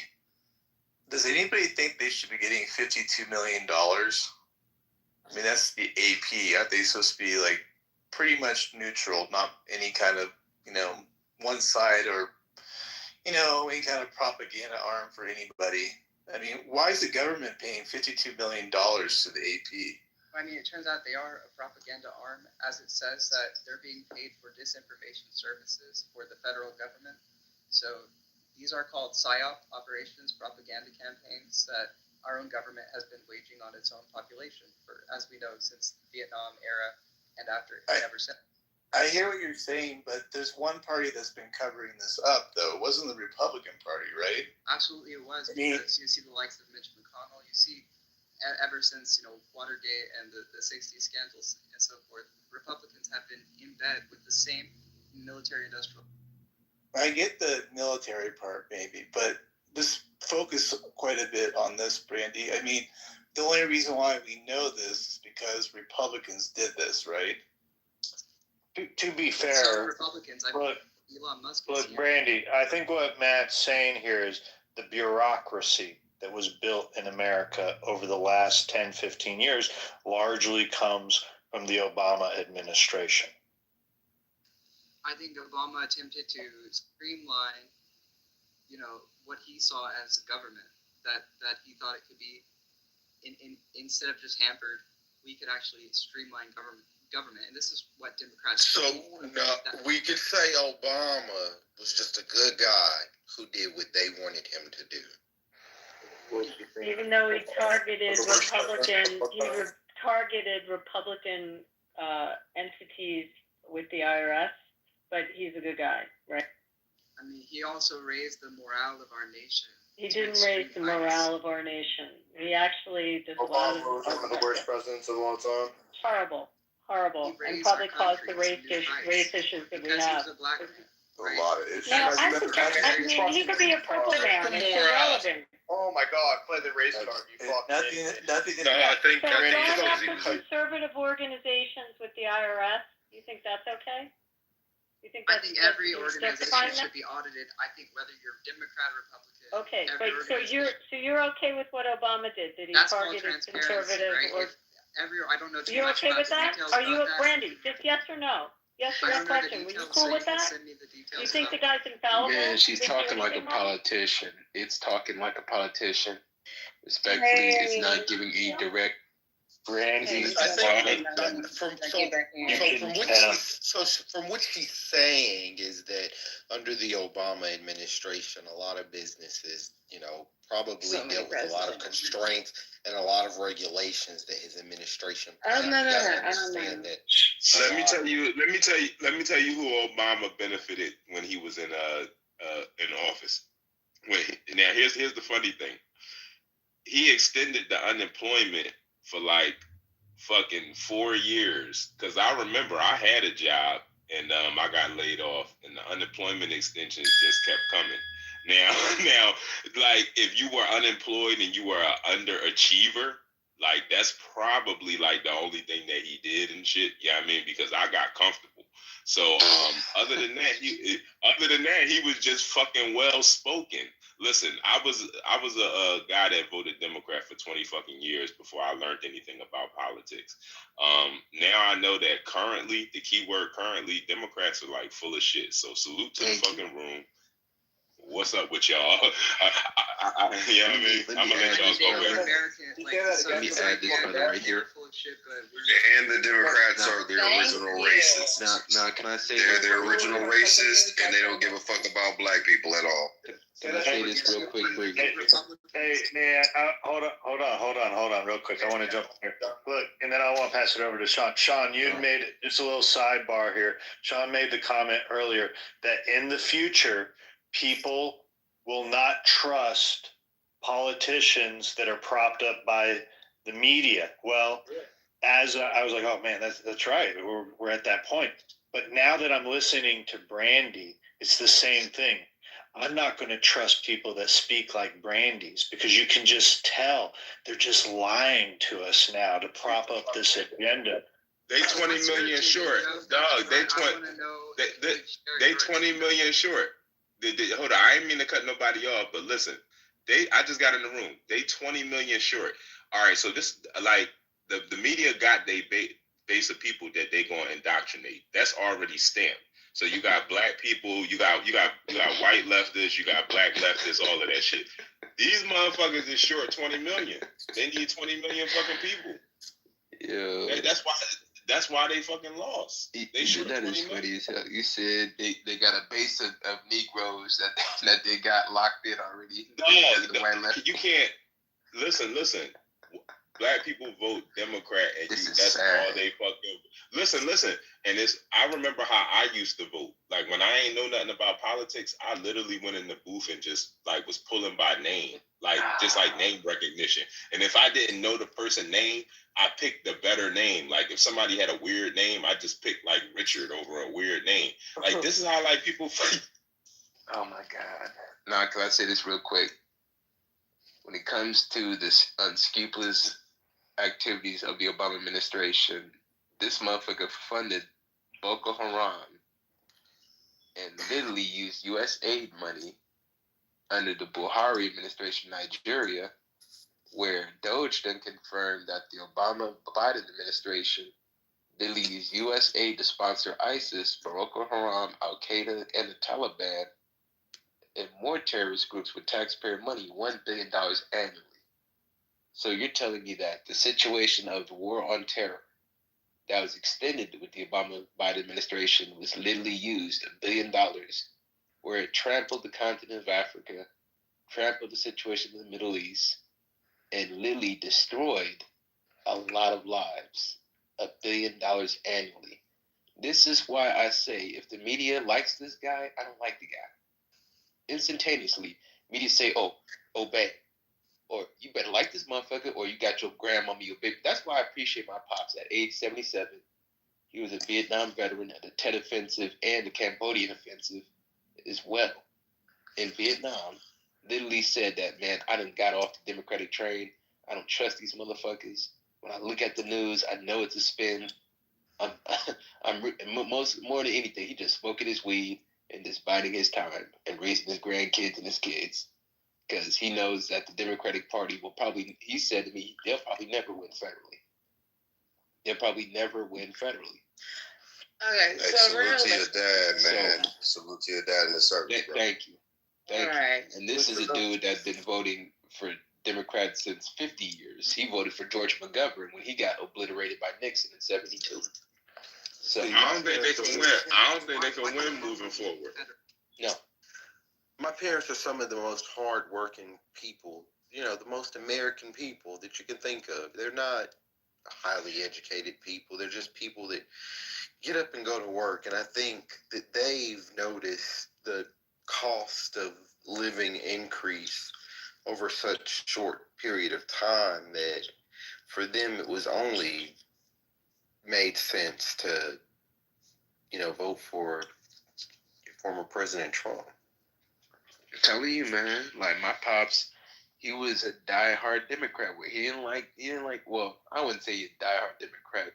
He was more conservative than he really carried on. Cause he didn't like none of the agendas, the pronouns. He didn't care for open borders. He didn't care for. Then when he started making even more money, he started realizing that, wait a minute, I'm voting against my best interests. What?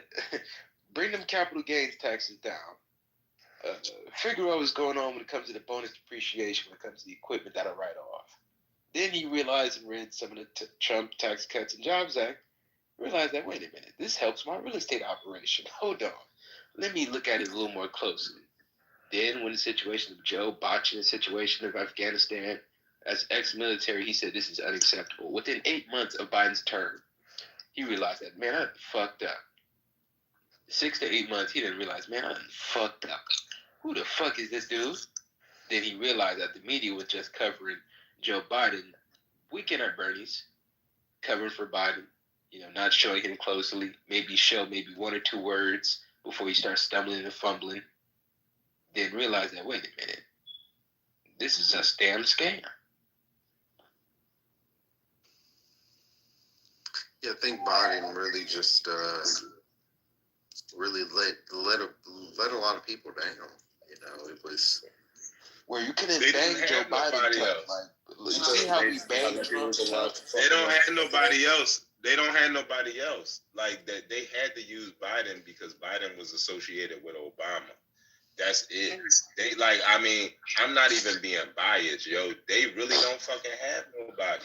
Not nobody on a large. But the thing is, they couldn't bang Biden. Like, you couldn't have nobody irrationally say, yeah, I fuck with Joe Biden. But you got people saying, man, I fuck with Donald Trump.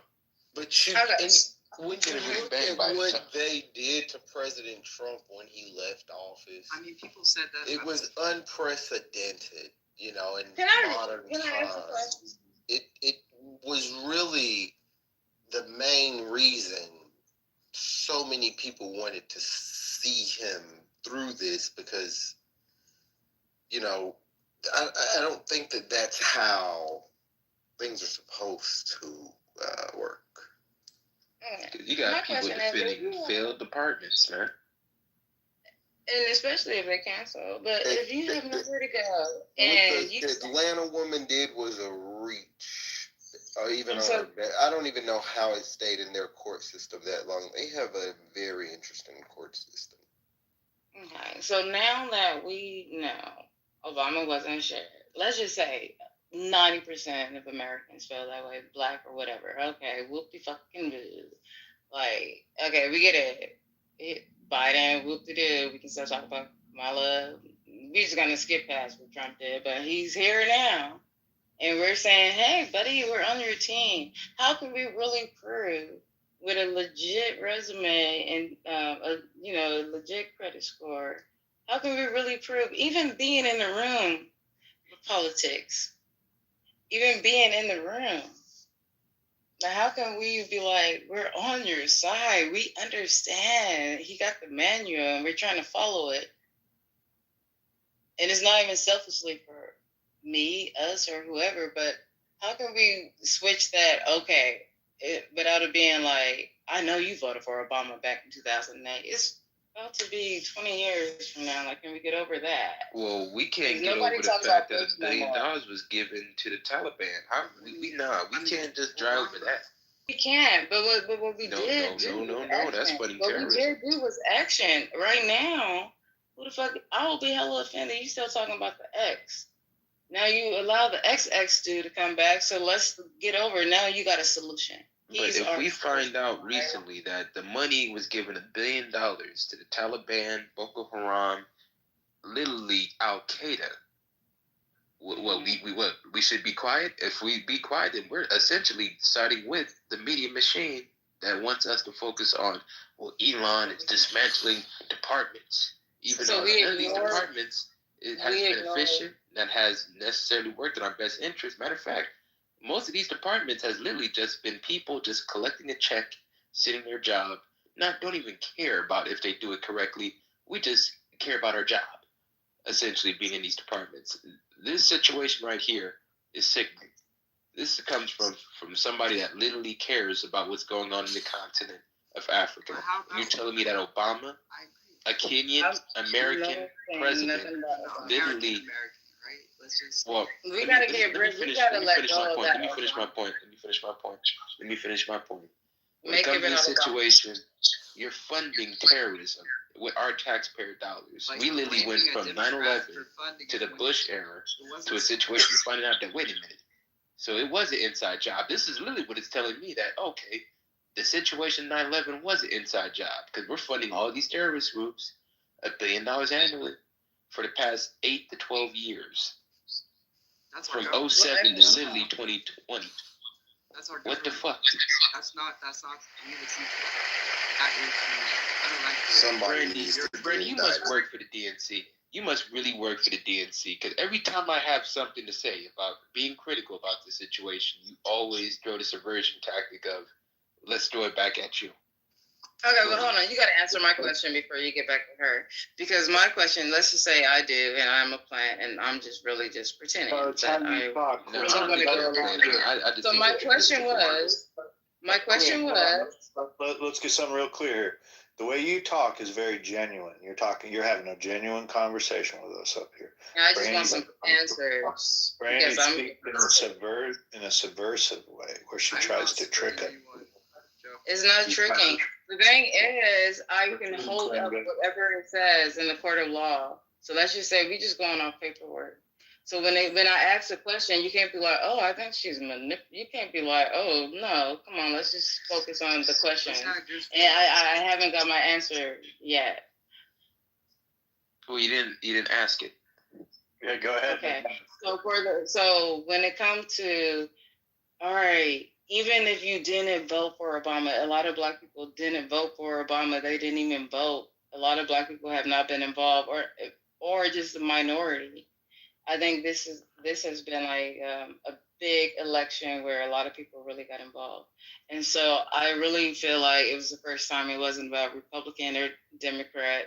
I don't think nobody can really wake up and be like, especially with everything that's going on, to be put in the category like you don't know shit about politics, but to be like, well, I'm Black, I'm in that. No, I don't think a lot of people were like that. Depending on your location, you probably had no choice. Like your vote don't count. They're gonna go that way anyway.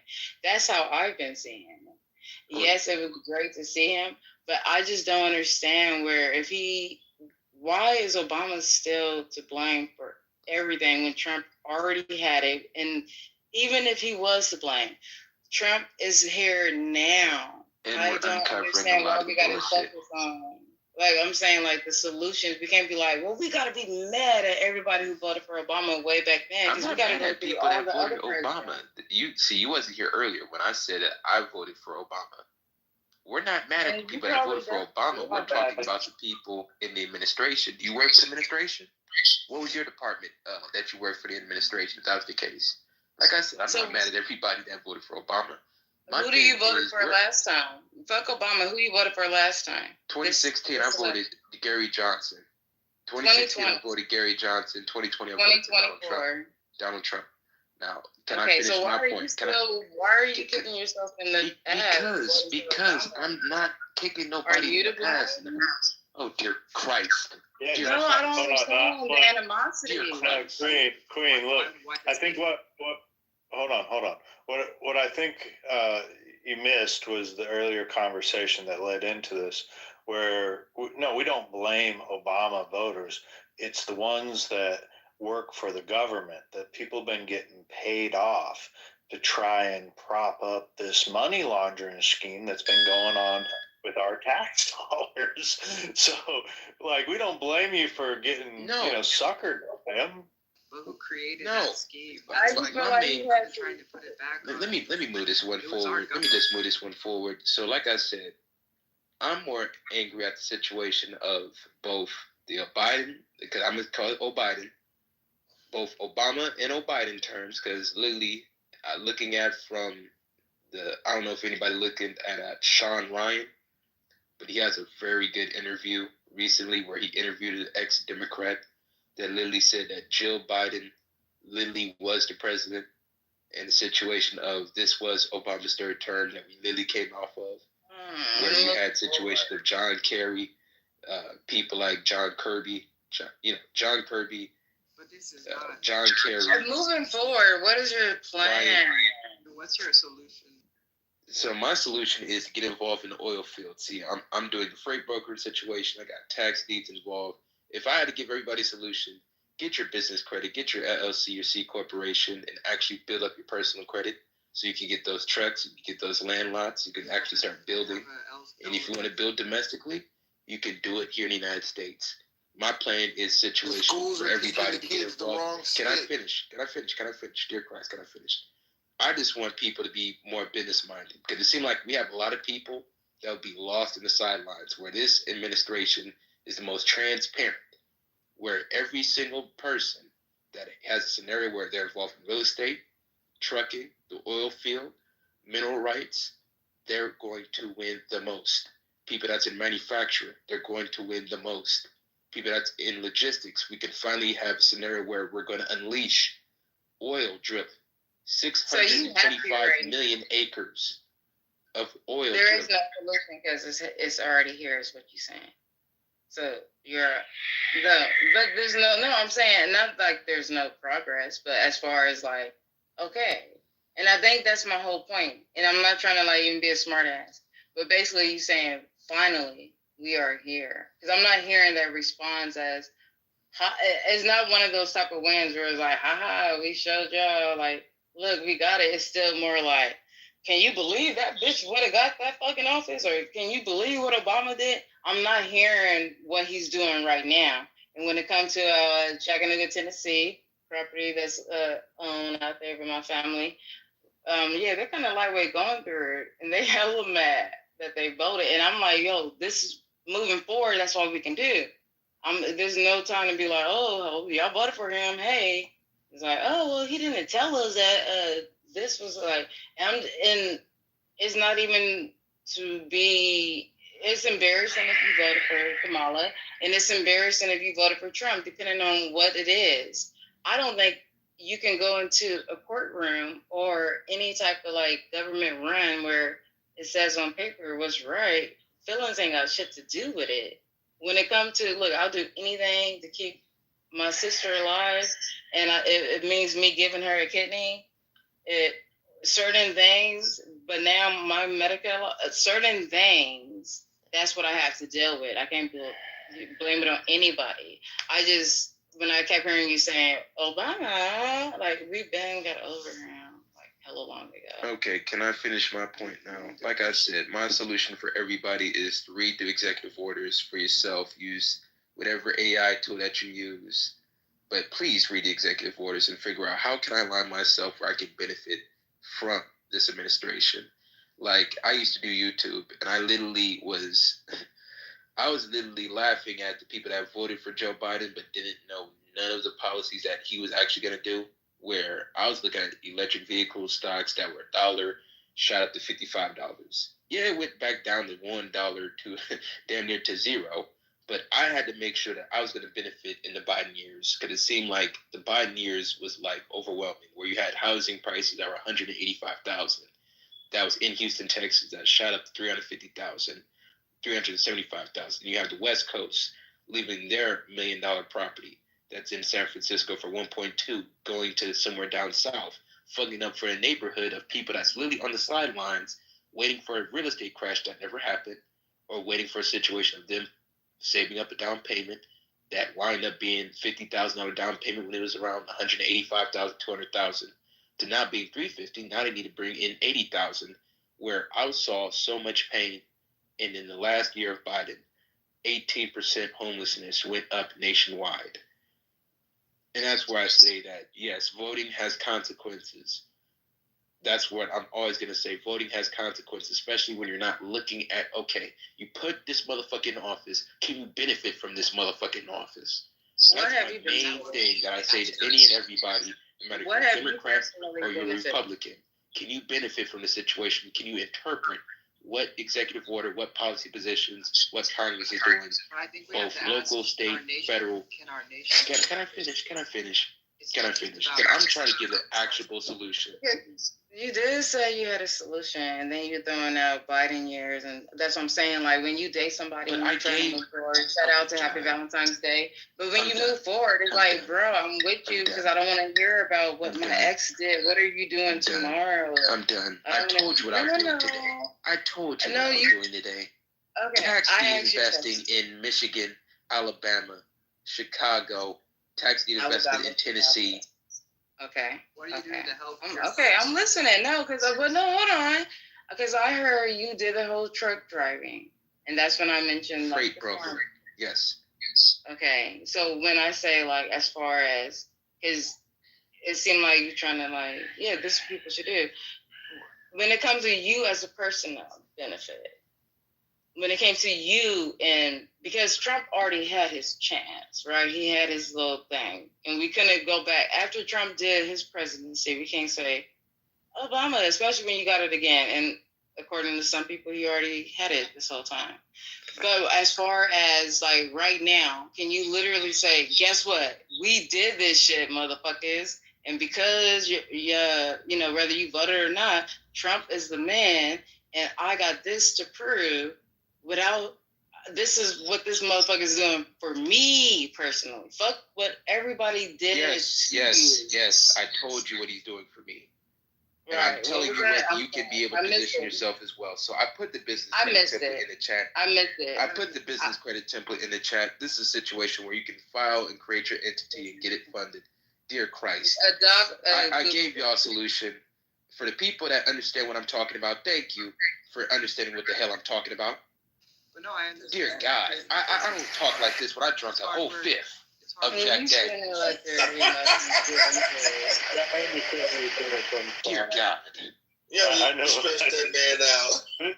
Damn. No, he don't gotta be stressed out. He gotta be able to hold his own. I did hold my own. I'm trying to make sure that nobody don't get cut the fuck out, and people can still learn. And I'm trying to learn. I'm trying to understand where you're coming from. And so I did just see a Google document template. Pass that shit around like a Philly blunt. In my Eddie Griffin voice. Pass that bitch around like a Philly blunt. It should come with a business card because I can pass out some. I'm just saying, if you're going to promote it, let's promote it because I need solutions, and that's the whole reason why we're here. He gave you the solution. Look, the solution is inside you. Google template. What skills do you bring to better your life? Y'all seen the Super Bowl? No. 99% of us came like that, and it's a skill, and it's legal, and you can't kill us.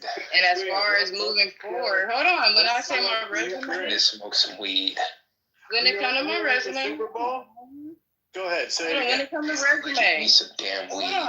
No, okay, listen. I'm only going off of like everything. I'm not gonna put any names, but it was like two people. One started with an A. It sounded like she was a white woman, and one started off with a white boy. Started with a J. Now this little African dude, I don't know who he is. He just, but as far as like listening to the conversation, it was like solution. And it was like, okay, if this is what we're settling for, adapting, we don't have to show our cards, but we do have to educate. And even if we're on the same team, I thought it was fucking dope where it was like, hey, board this shit up, Squid Games, let's get our shit together. Whatever happened, it happened. When you get into a new situation, especially coming from an XX, you gotta come through. So whatever promise you came, don't tell me nothing about what my last nigga done did. Moving forward, this one's gonna do. Right now, so listen, I honestly, regardless, independently, I just focus on my little four walls. But when it comes to what we're doing, moving shit forward as a nation, I didn't vote for Trump. But only thing I can do, I'm not complaining, I'm adapting. So when I'm hearing like, oh shit, that's actually fucking dope. Like, Trump is entertaining, but the best entertainment is fucking knowledge. And when you can put that shit together, shout out to my Hamilton. You feel me? I'm not gonna waste my shot. Let's go. So can I ask you a question, Queen? Hell yeah. Yeah. Do you think that maybe you can communicate your sentiments in a way that's more palatable with less urban language? Sure. So when it comes to anything, when it comes to like solutions, I love to hear them. It's like you guys are like the calculator. Yeah, but I mean, like, do you understand like using? Do you understand that person? I just want to make sure we're on the same page. If I gave a solution. I gave y'all the keys to all success. And I totally feel like the solution is to communicate your sentiment, which you definitely communicated in a way that's awesome. But do you feel like, America could benefit from people regurgitating the same sentiment without such a toxic urban language? Okay. Now does that make sense? Yes, and I really appreciate you speaking on this, and I hope everybody listening, because a lot of the people that I know who are very intellectually in tune, this is the most time when it comes to politics. Now, we got every other field taken care of. But as far as like career success in politics, no, there's not that much as far as the foundation and where I grew up in my environment. And so, no. And that's what's kind of frustrating is like I know, speaking for myself, without spelling out my resume, I know I can get whatever A or whatever job, or I can don't ever put me toe to toe in an open room where, this is recorded and shit, just get your point across. Over here, yeah, it might be a little, because I'm not a professional, but I'm saying if there's people who's willing to be your neighbor and we're already here and we have the same people that we're betting to come in and make America great again. If we're already here, why not put those resources into us that can build us up? For how many years that we were told we couldn't read, so we learning hella shit. So yeah, this like me talking like in an unurban form. How many of us is non-urban? No, but we're finally in the room. So I hear where you're coming from, but as far as a universal language towards productivity, there are several thousand words in the English dictionary other than nigga, bitches, and all these other, terms that are colloquially used that take away from Americans to be able to drive their point across because people are inherently turned off. Outside of all of that, I have not mentioned nigga or bitch when I asked a question. You asked me a question. I thought I gave you an answer with hey, you're right. I don't have the tools or the information, but instead of no, but you do, Queen. No, listen. Hold on. You do have the tools. You have the tools of being able to understand the thesaurus and the English dictionary without having to use.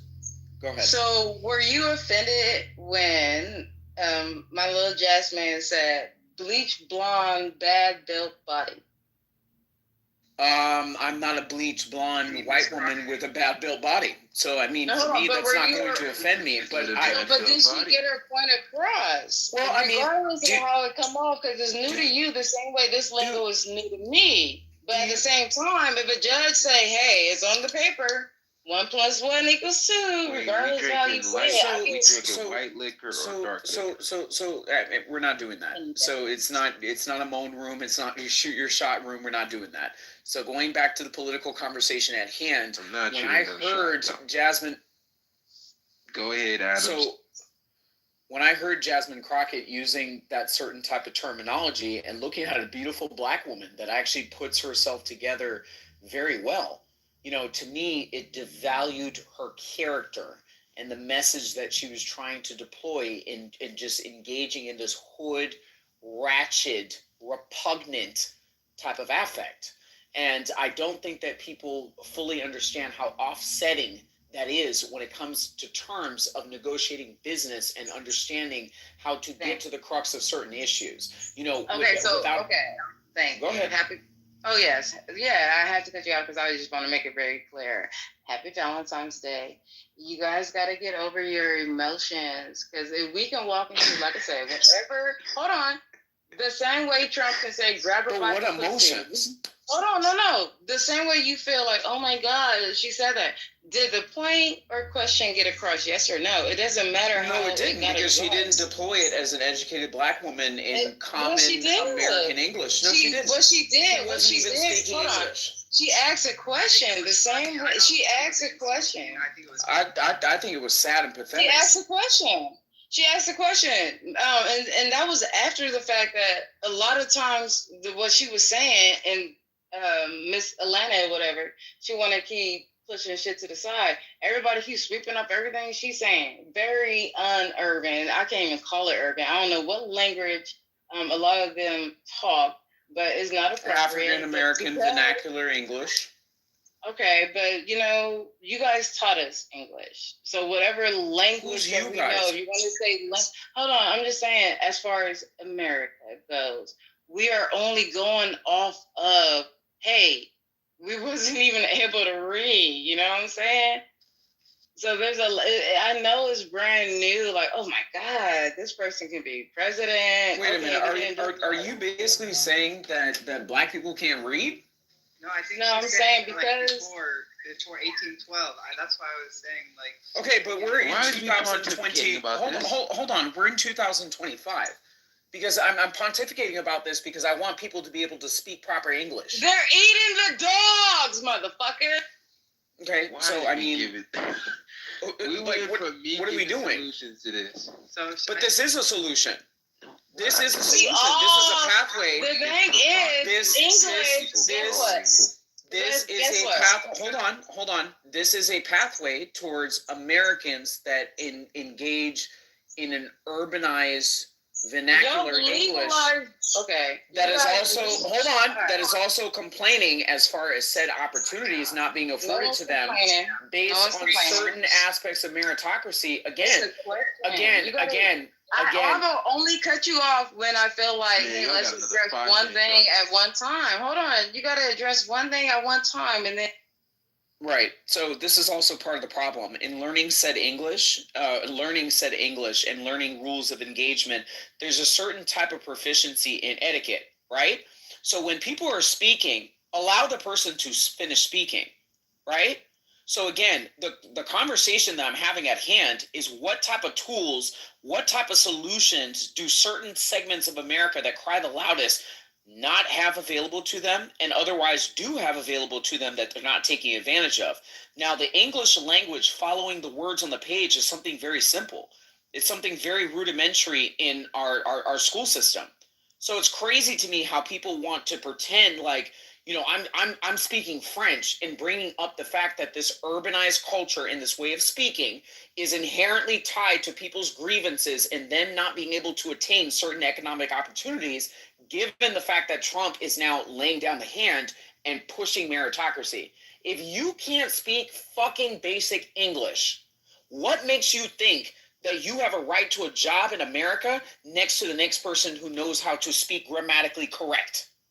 I mean, if this. I have an answer. And that's a great. You see how you ask the question? Let me answer.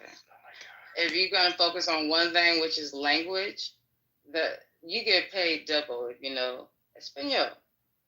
It doesn't matter when it comes to, okay, that was everything in high school. If you getting it for a grade, yeah, you better know what you're doing.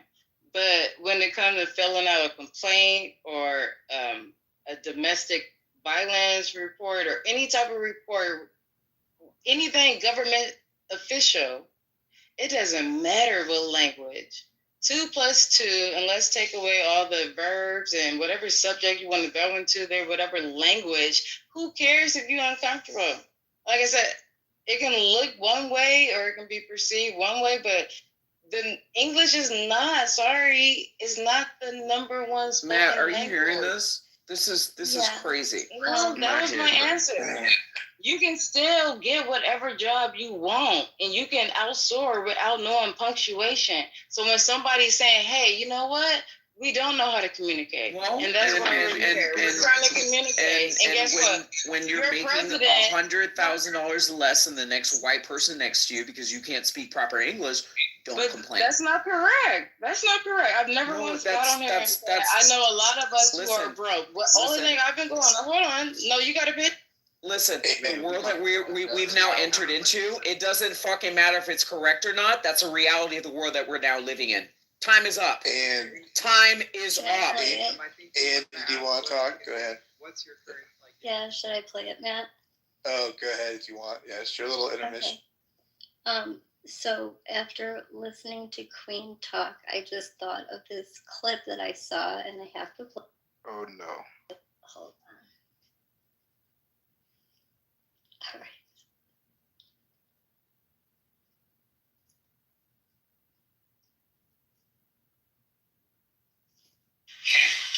On my first day in office, we are going to dedicate all our funds to figuring out how to get the spaghetti sauce out of Tupperware.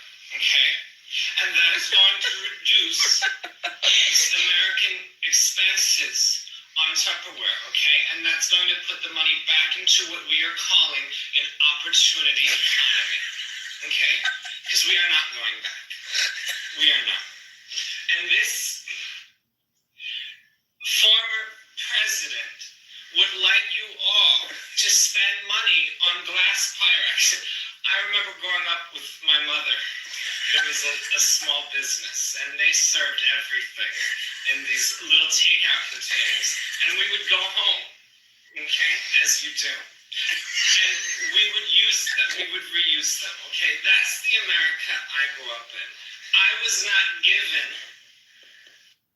$1 million baby formula in a golden chalice that was heated by holding it between the thighs of a manservant, okay? And I did not file for bankruptcy 6 times. Thank you. We're not doing that. We're not doing I just want to say I want a $100K in real estate. I want $5,000 by the end of the week. We're gonna rebuild Pakistan. Okay, and we're gonna make Pakistan better.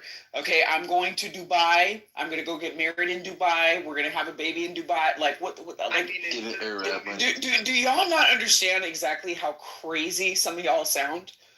I just want to say we will be unburdened you guys by what prove my has point. been. I want $100K to do real estate.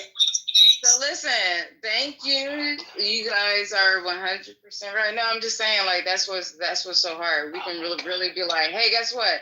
We got that too because we learned how to do the code and all that punctuation don't mean shit. So when he's talking that's what I'm trying to school people on. Like, yo, we better learn how to know these codes because all these black people taking over. And I love it. And it's not about black or white. It's about you better know how to protect yourself. So shout out to who sent that video. My head hurt. My head fucking hurts. Oh my God, my temple. Listen, it doesn't matter if you're Republican, Democrat, black people are integral to America, to the economy, to the culture. That's not going to change anytime in the near future. We never said nothing like that. We know. Like I said. White people, that doesn't mean that white people do not play an important role, and that Mexican people and whatever all these different diversity is still important. Like I said, DEI is dead. Meritocracy is in. You got to build your own shit. Nobody's not gonna give you no free shit. That's why I put the LLC how to be able to set up the shit correctly, where you could actually get thoroughly funded. I gave the master lenders list. But you're not gonna. But this is direct solution. This is something that helped people Monday morning. We talk all the time, but do we have solutions for Monday morning? Most of the times, we talk let me finish. We talk very surface level, where I literally talked about situation of opportunities in this administration. If you're a person where you say, well, Sean, I'm a trader. Well, you could trade gold. You could invest in GDXJ. Or if you're a person where you're very political, you want to figure out what these politicians are doing, you could do capital trades, figure out what Nancy Pelosi is getting involved in. Nancy Pelosi, for the past 20 years, has literally got an average of 32% annually if you want to trade options. Or another situation is Quiver Quantitative. I'll put the links in the chat because I'm giving out real solutions. Bro, why? I'm giving out real solutions because people. I Google your LLC, bro. People need the chat. Now they want to dox you because they don't agree, Sean. Cook your shit, Sean. 10 minutes on Sean. I'm saying I agree. I'm only speaking because I look at what you're telling. Fucking God. 10 minutes on Sean. Like I said, I'm gonna put the link in the Quiver Quantitative, where you can look at the government contracts. You can figure out which politicians involved. People need solutions to figure out, okay, I voted him in, I didn't vote for him in. What is going to be your next play? Is it going to be crying and complaining because the motherfucker's in office? Or is it a situation where you have actionable solutions where I can figure out where's the money going? Because you got politicians that are literally making 30, 40% moves.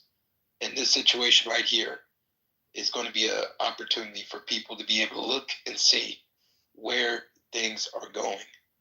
So I gave the LLC. So that's both business trade lines, personal trade lines, your 1-800 number, situation of your management. This situation is literally a scenario where you could be able to take at least more actionable opportunity for yourself. So I gave you the master lenders list. That's one. Okay. I gave you the link. I Google it. I'm about to call you. I'm about to call this 1-800 number if you're saying it's a 1-800 number. I don't know why. What do you mean 1-800 number? I don't have. You just said that the link in the chat is literally a template where you can be able to get a 1-800 number.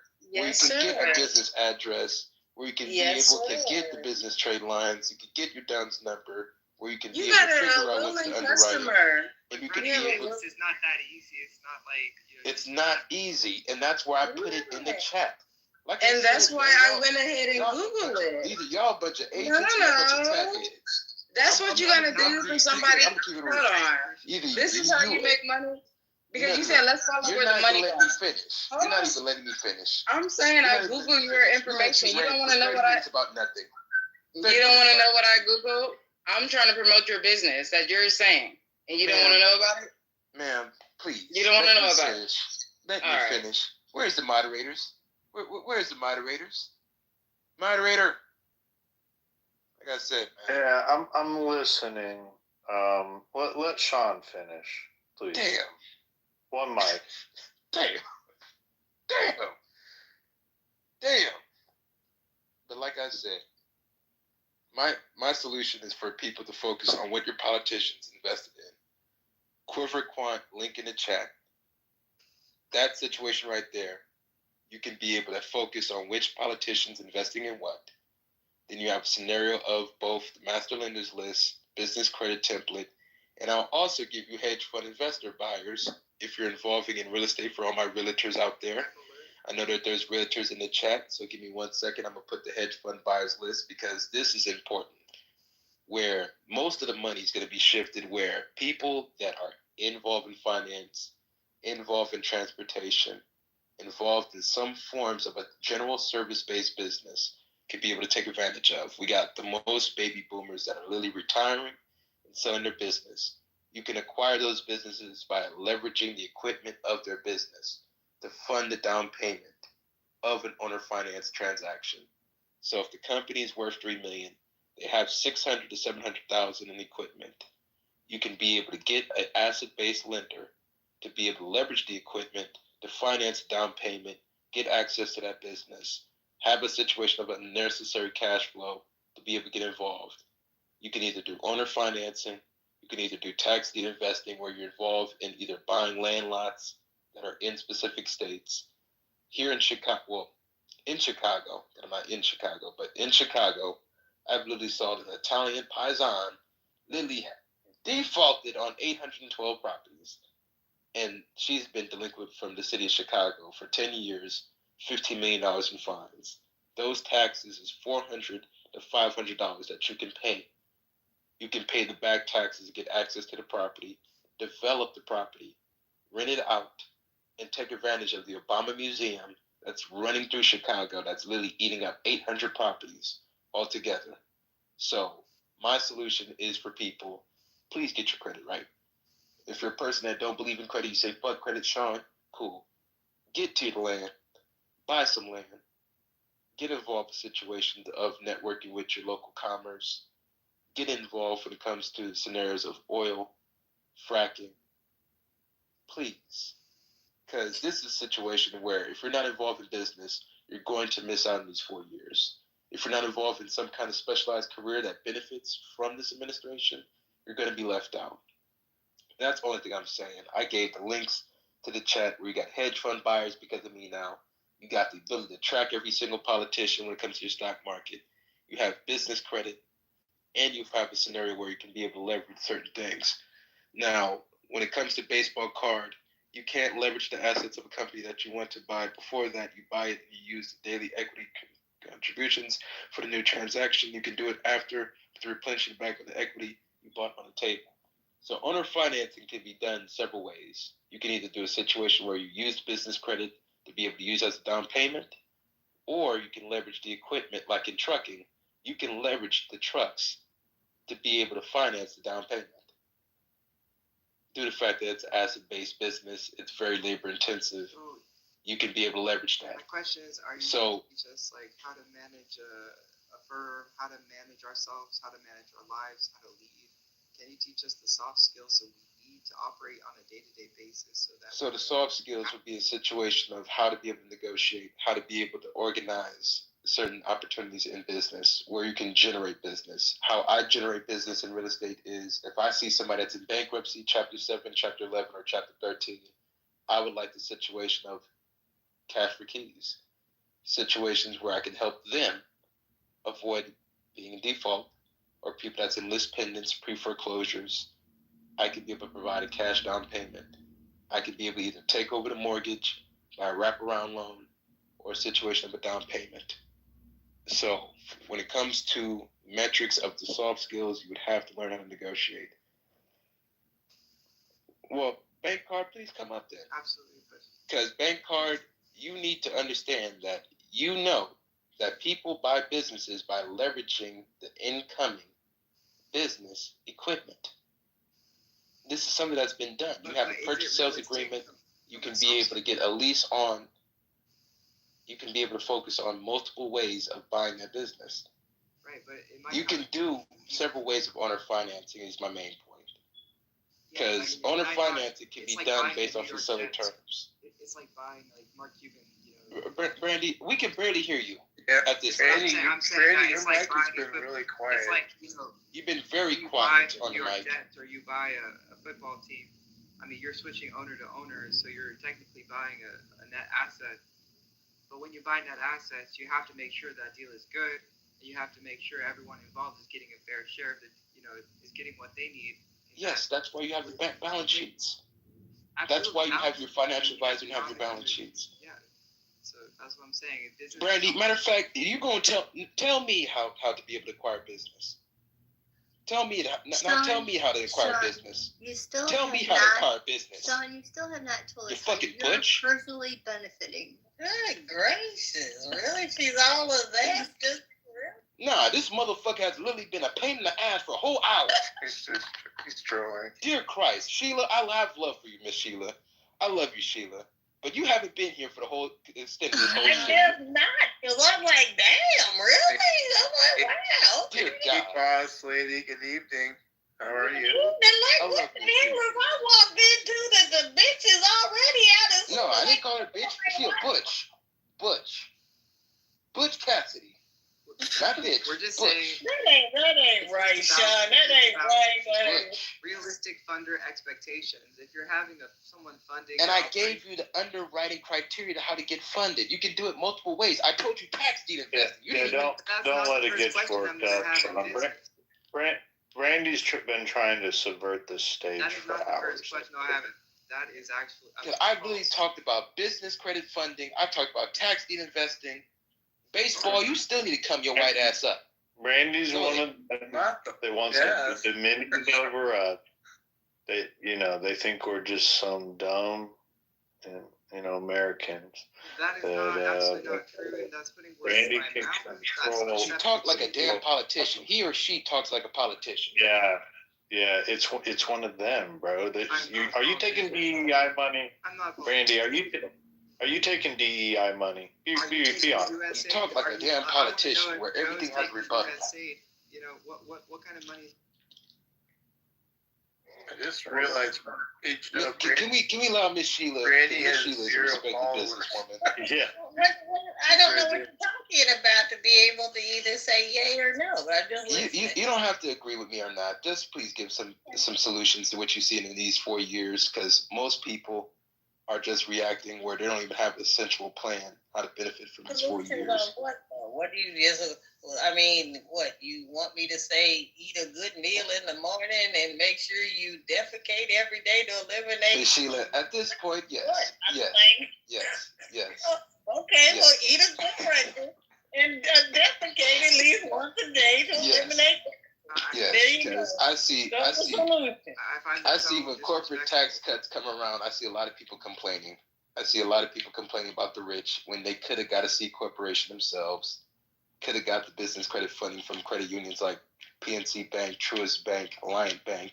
Yeah, because I am a business owner, and all of those things I've done, and that's how I've grown my business. So I don't know really what you're talking about, but I've grown my business exponentially, and I've only been on Clubhouse. I won't be on Clubhouse a year until the end of May. And the whole reason I'm on Clubhouse is my business mentor told me that I have to start doing this social media thing. And when I first got on here, I was like, what the hell did he want me to come into this madness for? But I finally figured it out, and I've been able to actually find quite a few really great connections on Clubhouse to do business with. So it has worked out very, very well. But yeah, I'm one of these people. I don't care who's in the office. I'm going to prosper. It just may be faster or slower. Maybe I need to do more steps here than more steps over here. So anybody that you're allowing to help to stop you to do something, that's on you. All people are self-made. It's only the successful ones want to admit it. I agree. But when you're in the oil and gas business, you need a Republican in office every single time. So it makes it easier, yeah. Yes, because the fracking component was literally harping when it came to the Biden-Harris administration. Had people that I knew that was literally involved in oil and gas and really said that things is running good, but it could have been running faster. You know, we got all these green communist climate hawks that want to stop all type of, you know, fossil fuels. We got to save the planet. My Al Gore voice. But, you know, at the end of the day, I just want people to benefit from these 4 years, regardless if they voted for the man or not, because we have a lot of people, Sheila, that are hyperventilating, complaining. Actually, you're in a lot of these rooms where they're complaining. They don't know what to do. They're running like a chicken with their head cut off. And that's not a good thing. The inauguration, so I thought it was magnificent, and I'm modded up in a very liberal room. I don't see how. Yeah, because being a black woman, hello, 99.9. Well, I won't say 90. I'd say 93% of the people I know are going to be Democrats. Hello, let's think about this. I don't believe that never fully, but okay. Well, but that's what I'm saying. Well, hello, just till recently, and of course, all of us being across the United States, we don't really get to talk to each other a lot. So therefore, a lot of times you feel like you're a unicorn. So until I came on to Clubhouse, I didn't know there was actually this many more black Republicans, let alone conservatives. So the times are changing, right? The times are changing. Queen, thank you, because I really appreciate it, because we are new to this, and I just feel like you mentioned some business, and I'm interested in that, because for the ones who ask questions, we don't want to be like, oh, fuck you, go somewhere else. You should have known better, motherfucker. I don't want your money. Like, be more educated and be more, empathetic for the ones who are trying to learn. Can I say this really quick? Baseball, my apologies, man. I didn't smoke my weed. I was supposed to have my Wheaties today. I didn't smoke my weed. See, I didn't got all crabby and shit. My bad, baseball. We definitely, hopefully we still cool, man. Hopefully we still cool, man. I didn't mean to call you a white man. Cool dude, man. Yeah. You know, and shout out to my white men in the room, man. You know, I have no beef towards y'all. Yeah, not too much on the crackers. Not too much. There's enough money to go around for all of us to make it this next 4 years. So I hope you're successful, Sean, and keep Thank you. Yeah, keep seeking your what do they call it? Your pursuit of happiness, bro. Yes, because prosperity's around the corner, my friend. So I always have. Thank God she left. Thank God she motherfucking left. It left. I do think these people are getting paid from all this money that we've been discovering around here. It's crazy. You can tell how they talk. They're so fake. They're not real, are they? It's NPCs. Damn drone. A damn drone. But yes, happy times is here again. Finally, she's gone. The witch is gone. The witch is gone. Boss lady, I want to ask you a question. From a tactical perspective, just so we know what we're dealing with over in this house. How many big bags y'all got up over there in the Kamala house? About five. What are you talking about? Really? Wow. First of all, I'm not looking for them. Second of all, did you really just say that? You are insane, mister. But no, that's, wow. First of all, it's not the Kamala house anymore. He took the name off of there. Wait, what do you call it? It's the new and improved Democratic Party. The new and improved big backs. Dirty, sexy communism. I'd like to know who the leader is of this new Democrat Party. It just sharpens my skills. So I love, but also I do a lot of my own rooms these days too. But I like going into PhD's room because it sharpens my skills, and that way I get to argue all day long. So I love it. To be honest, PhD would be a better leader than Biden. So that's just let you know. PhD. Do he even got a PhD, respectfully? I'm ready for his leadership. It's fine. Do we even have a degree? Because mind you, I went to trade school right after high school, so, and I've seen way more things. Oh, you're fading out, Sean.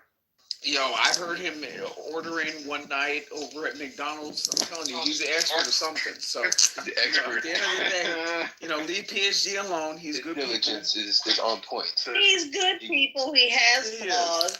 Yes, he does have a PhD. I really, truly, but the problem is he's truly caught up in liberalism, which means his PhD is nullified by the fact that he follows idiots. That's the real problem.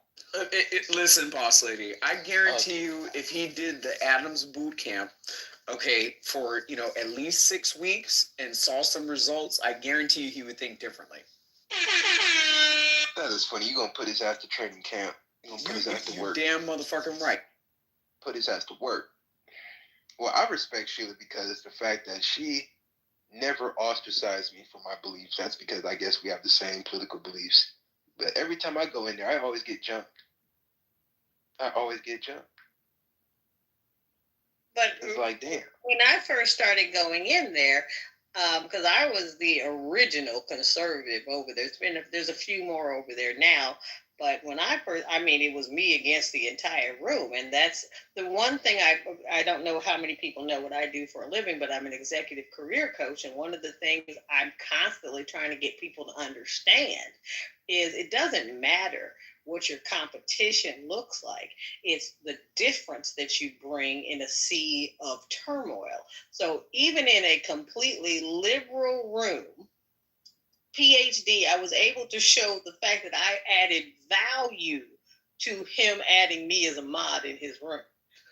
There were no conservatives in that room. But you don't believe to some degree it matters what you look like as far as leadership. You see what I'm saying? Like, people be over talking that man, people be disrespecting his rooms, like moving people out.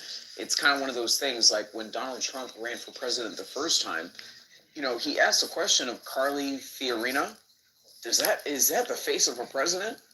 The woman drops out the race the next day. So, it's kind of one of those things, boss lady. Listen, there's a certain structure when it comes to people taking certain people seriously. That's true.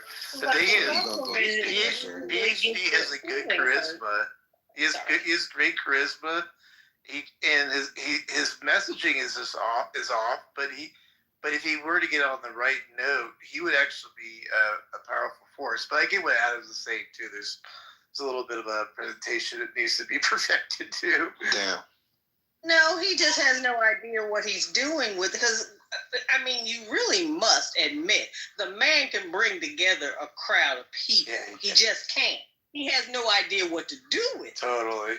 But he be needing goat's help. Absolutely. If he had an actual clue as to, because I'm doing business right now with 2 people that I met in his room, and a huge deal. Yeah, but he's drawing in people with low hanging fruit. You see what I'm saying? Oh yeah, I know how he does it because of the debauchery that he talks about. Right. But again, you got a bunch of criminals, sex workers, and trollops up in there. He needs goat's help. I noticed. Anytime when it's something political, when we had a debate stage, he said, "Goat, I needed your help." Yeah, that's the lifeline. You don't want goat as your lifeline. Come on now, you guys got to stay on your own. Well, that's the reason why I'm the reason goat no longer goes in his room. Exactly, boss. Were you there that day? I was there when you had your epic Uh-oh. showdown. Tell me what happened that day. I love hearing stories about Douglas. So go ahead, please share it with us. Mr. Wait. Are you talking about Mr. Clean and Uncle Ben's love child? Oh my God. He just added me. What the fuck? Douglas, that's his first name? Uh-oh. Let me unadd this nigga then, because I didn't know that was him. No, we think that's a fake profile. Don't. But that's him. Douglas A. Jones. Yeah, that's his name, but that's not a real profile. It looked like Joe don't look like a real profile either. Do you really mean that Goat's last name is the same as mine? Really, it is?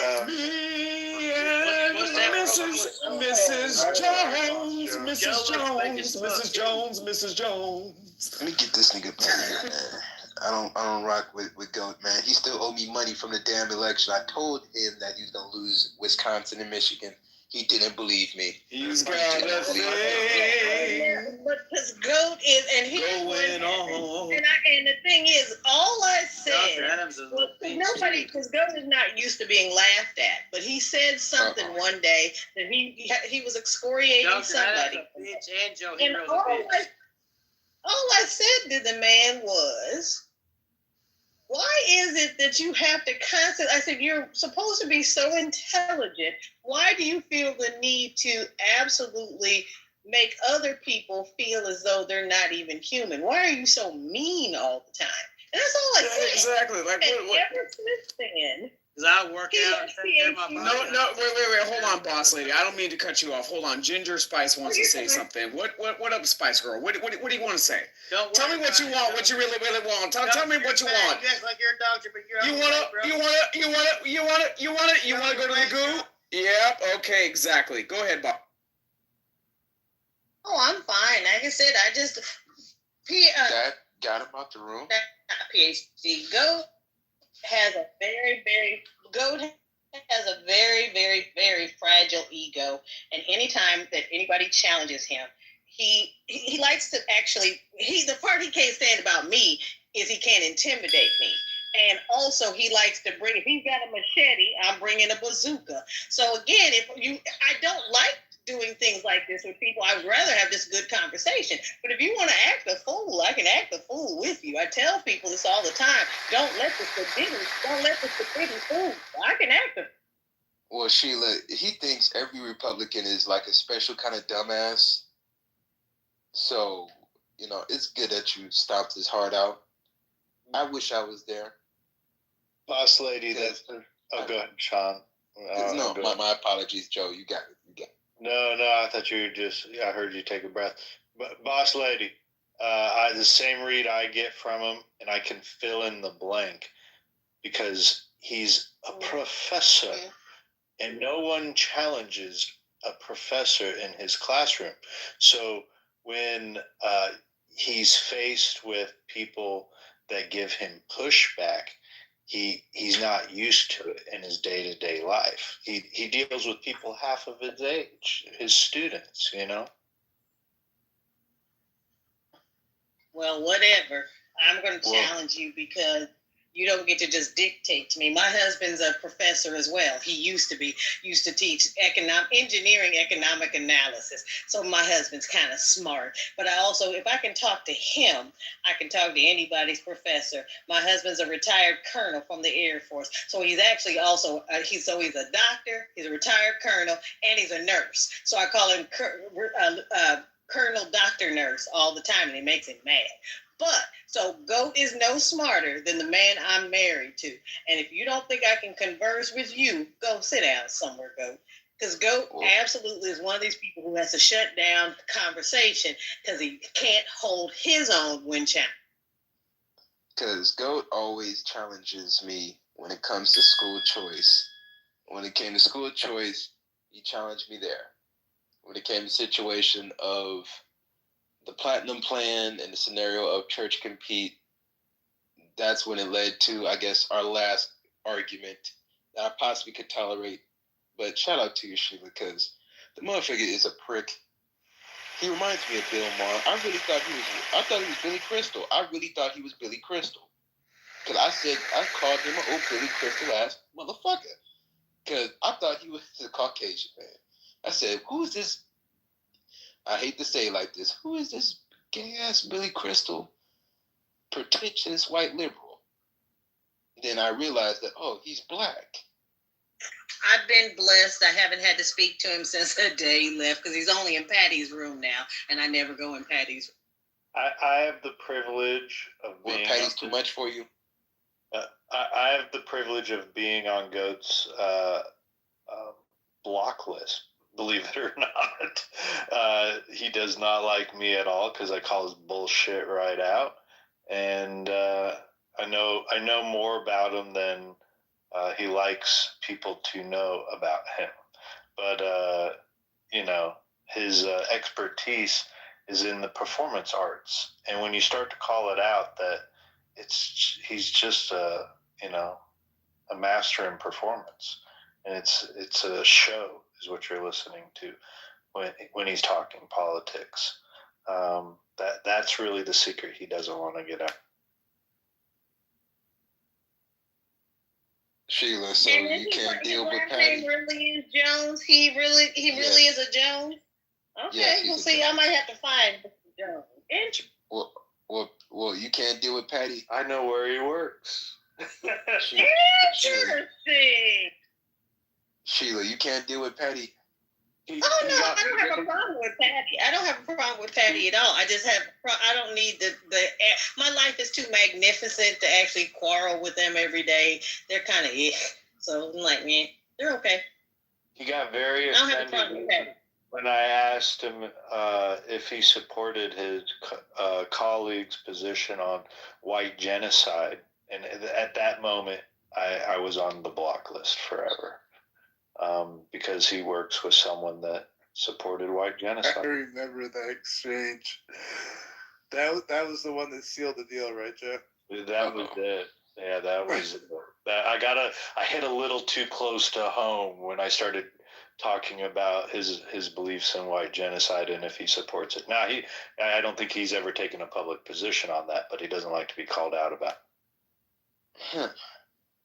Well, can I ask this to Sheila? Sheila, what is up with certain people in the DMV? Because they're a different kind of breed. Yeah, I'm here in the West Coast. I'm here in the West Coast where we don't really have this government bureaucracy people. We have like the Hollywood liberal agenda kind of people, but that's like a different kind of underbelly. That's some deep state type shit. I just got to deal with the wacko. Yeah, I used to live in California, so there's plenty of nut cases in California. But like I said, my life is too magnificent to constantly be even thinking about Goat. But if I ever do run into him again, that'd be magnificent. To have all this little ammunition, because I will use it. At the time that me and Michael Bay got in an argument because he was like, you as a black person supporting Donald Trump? Well, I told him that, you support Mark Wahlberg and he supports Trump. That's not besides the point. That's beside the point. I said, and Mark Wahlberg was an absolute racist for many years. Then he supported The Rock, and The Rock, he voted for Donald Trump this time.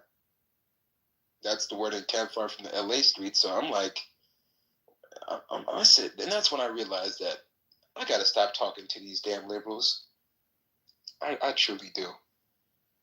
I truly do. These people try to reprimand me on where should I go, left or right or in the middle. And that's when I realized that LA is just, it's too much, man, where you got communists left and right. They can't deal with middle America white people, that's for sure. Do you guys ever go into X spaces? Yes. I mean, for me, since election season, being on this app, there really is no purpose. Listening to a lot of Black America, it just makes me continue to be more frustrated, disappointment, and saddened and disgusted by the way that they look at the results of this election cycle, the finger pointing, the blame shifting, the Jew hate. It's kind of come to a point where it's like, I've looked into other ecosystems to kind of, match my sense of entertainment when I'm commuting, or when I have downtime, especially in the morning. When you're starting your day, I don't want to start my day listening to a bunch of angry freaking people on Clubhouse. I want to listen to my day listening to the Punch Bowl, or listening to when two or more are gathered, over on X Spaces. So I personally encourage a lot of you to broaden your horizons. Social media does not just stop on this app as far as social audio. There's definitely other options where you have more of a higher level of intelligence that exists in other spaces.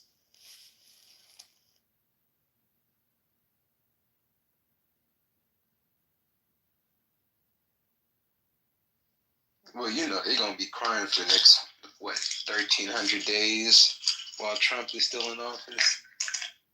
So Sean, it's a much different conversation on Twitter.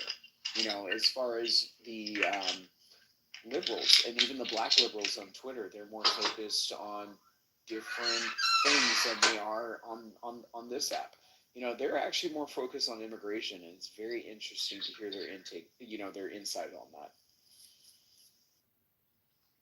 Well, what's their insight? Leave them here or get them out? I mean, if you thought that the Trump campaign was,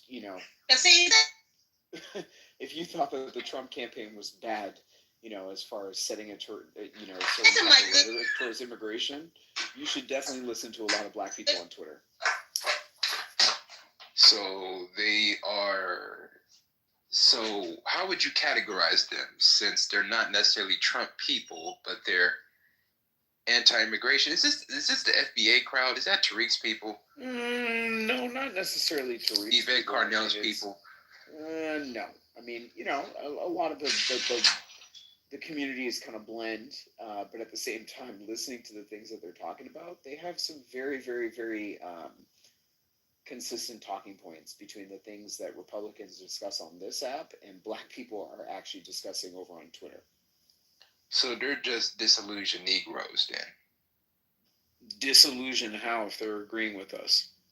But they don't fuck with the whole clique. Like, it's either you in or you not in. Because these same niggas be the main ones crying and complaining about Trump, but talking about, oh, we need to get him out of here. I mean, in their sights, as far as their immediate goals, I haven't heard one complaint against Trump since he's been elected over on that app. Okay. Gotcha. Because every time I look on Instagram, man, yes, I look at the Instagram models and I be looking at the comments of what's going on in the shade room. I'm like, y'all bitches don't know what the fuck going on, huh? y'all pretty much just in the loop. Got you. Well, I mean, the shade room that's been overrun by a bunch of Africans and Caribbeans. So, it leans towards a certain agenda, and a lot of people that look like certain people that we're used to in America, that have a certain type of vested interest in their said household members facing deportation. That's why people should have been very careful through the election cycle of seeing PTRs, listening to people talk about, pro-black Pan-Africanism. There's an agenda there.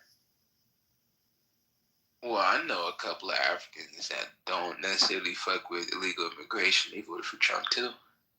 So, yeah, I guess, I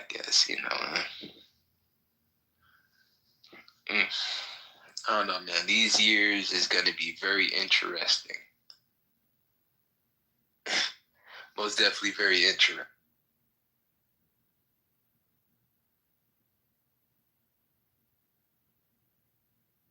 Yeah, Matt, did you see that link that I sent you earlier this morning or yesterday morning over on Twitter?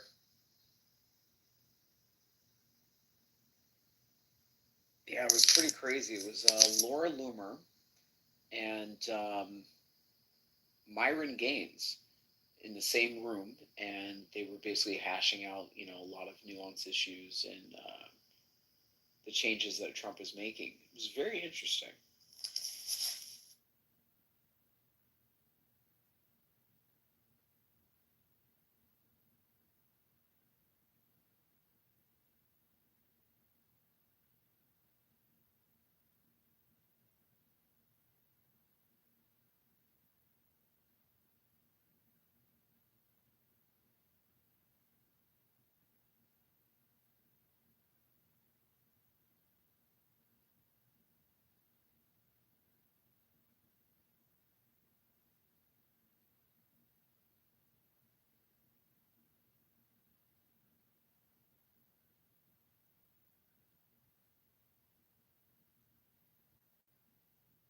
All right, Pito, what do you got?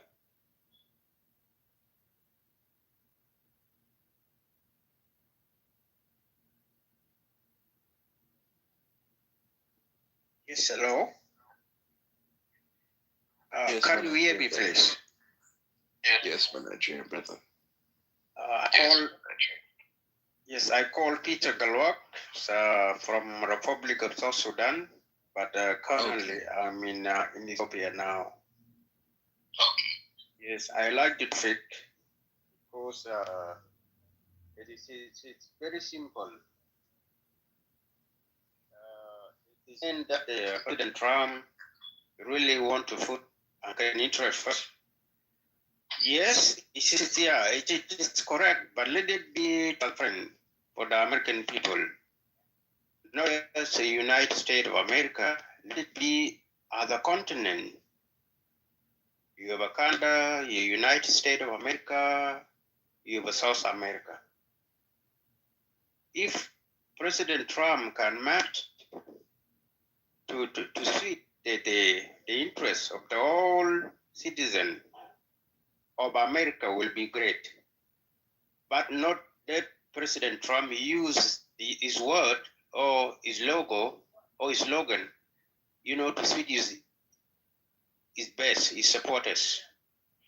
Because what will happen, I know if you are in love with politically with President Trump, you will label me like I'm just offending you. But in the reality, American people, they know what they want. But also they can give you a chance when you come forward and tell them what you want to offer on the table. But tomorrow, if you stand out, you put your interest first, you end up as a manipulator. They can tell you go home.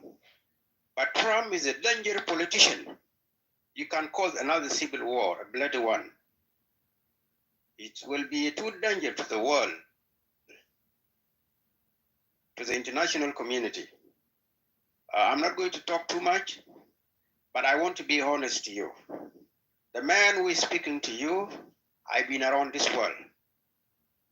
Yo hablo español, I've been in Cuba.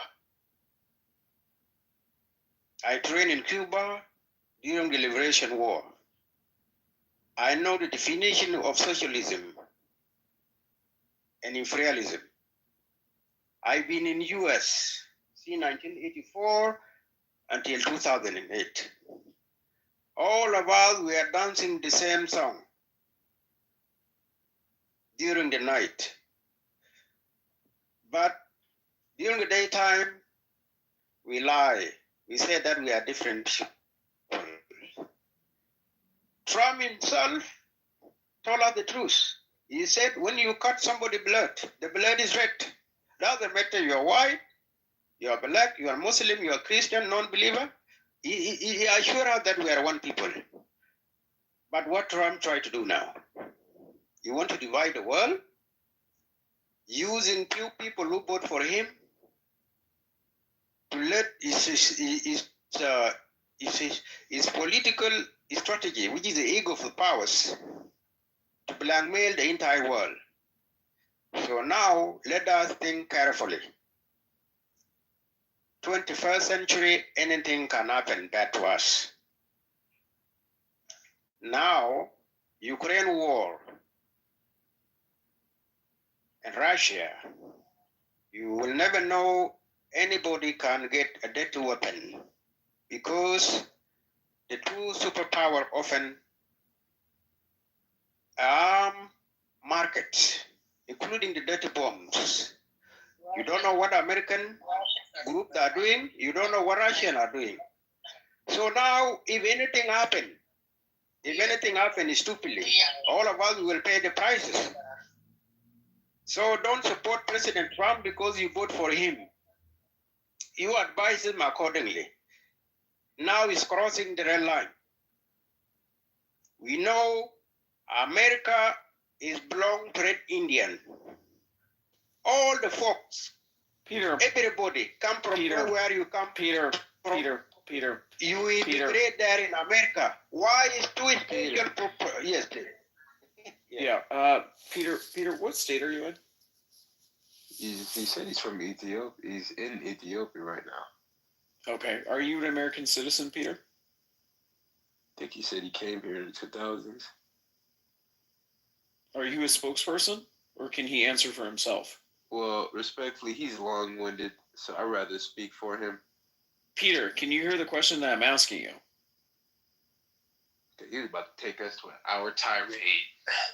Yeah, he can go back down to the audience.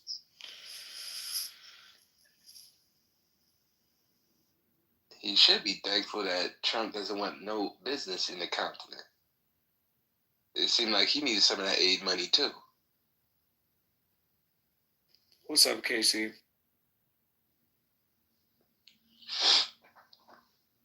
Yeah, I'll speak up for somebody that's long-winded because our brother was about to take us all around town.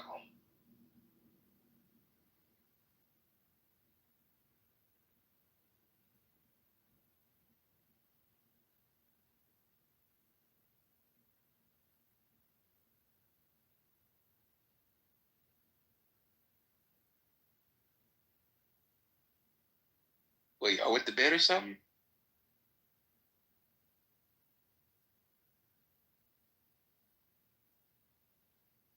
No, hello.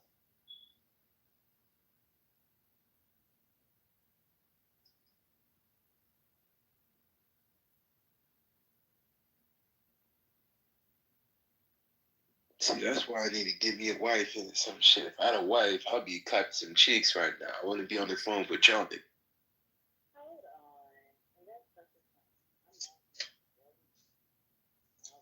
That's what a wife is for, really, John? Yes. Wait, it's like 2 West Coast time, and I'm like, damn, I'm too busy on the phone with y'all.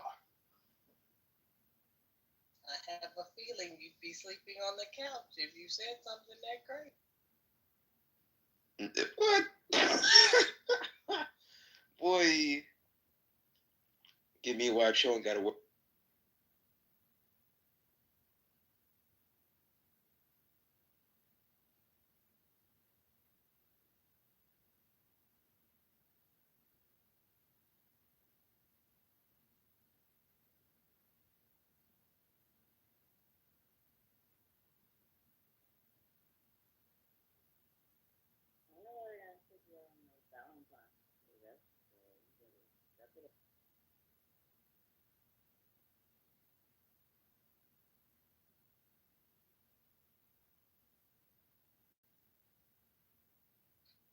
Well, have an absolutely wonderful day. Have a great Saturday, everyone. I've got a meeting I've got to get to.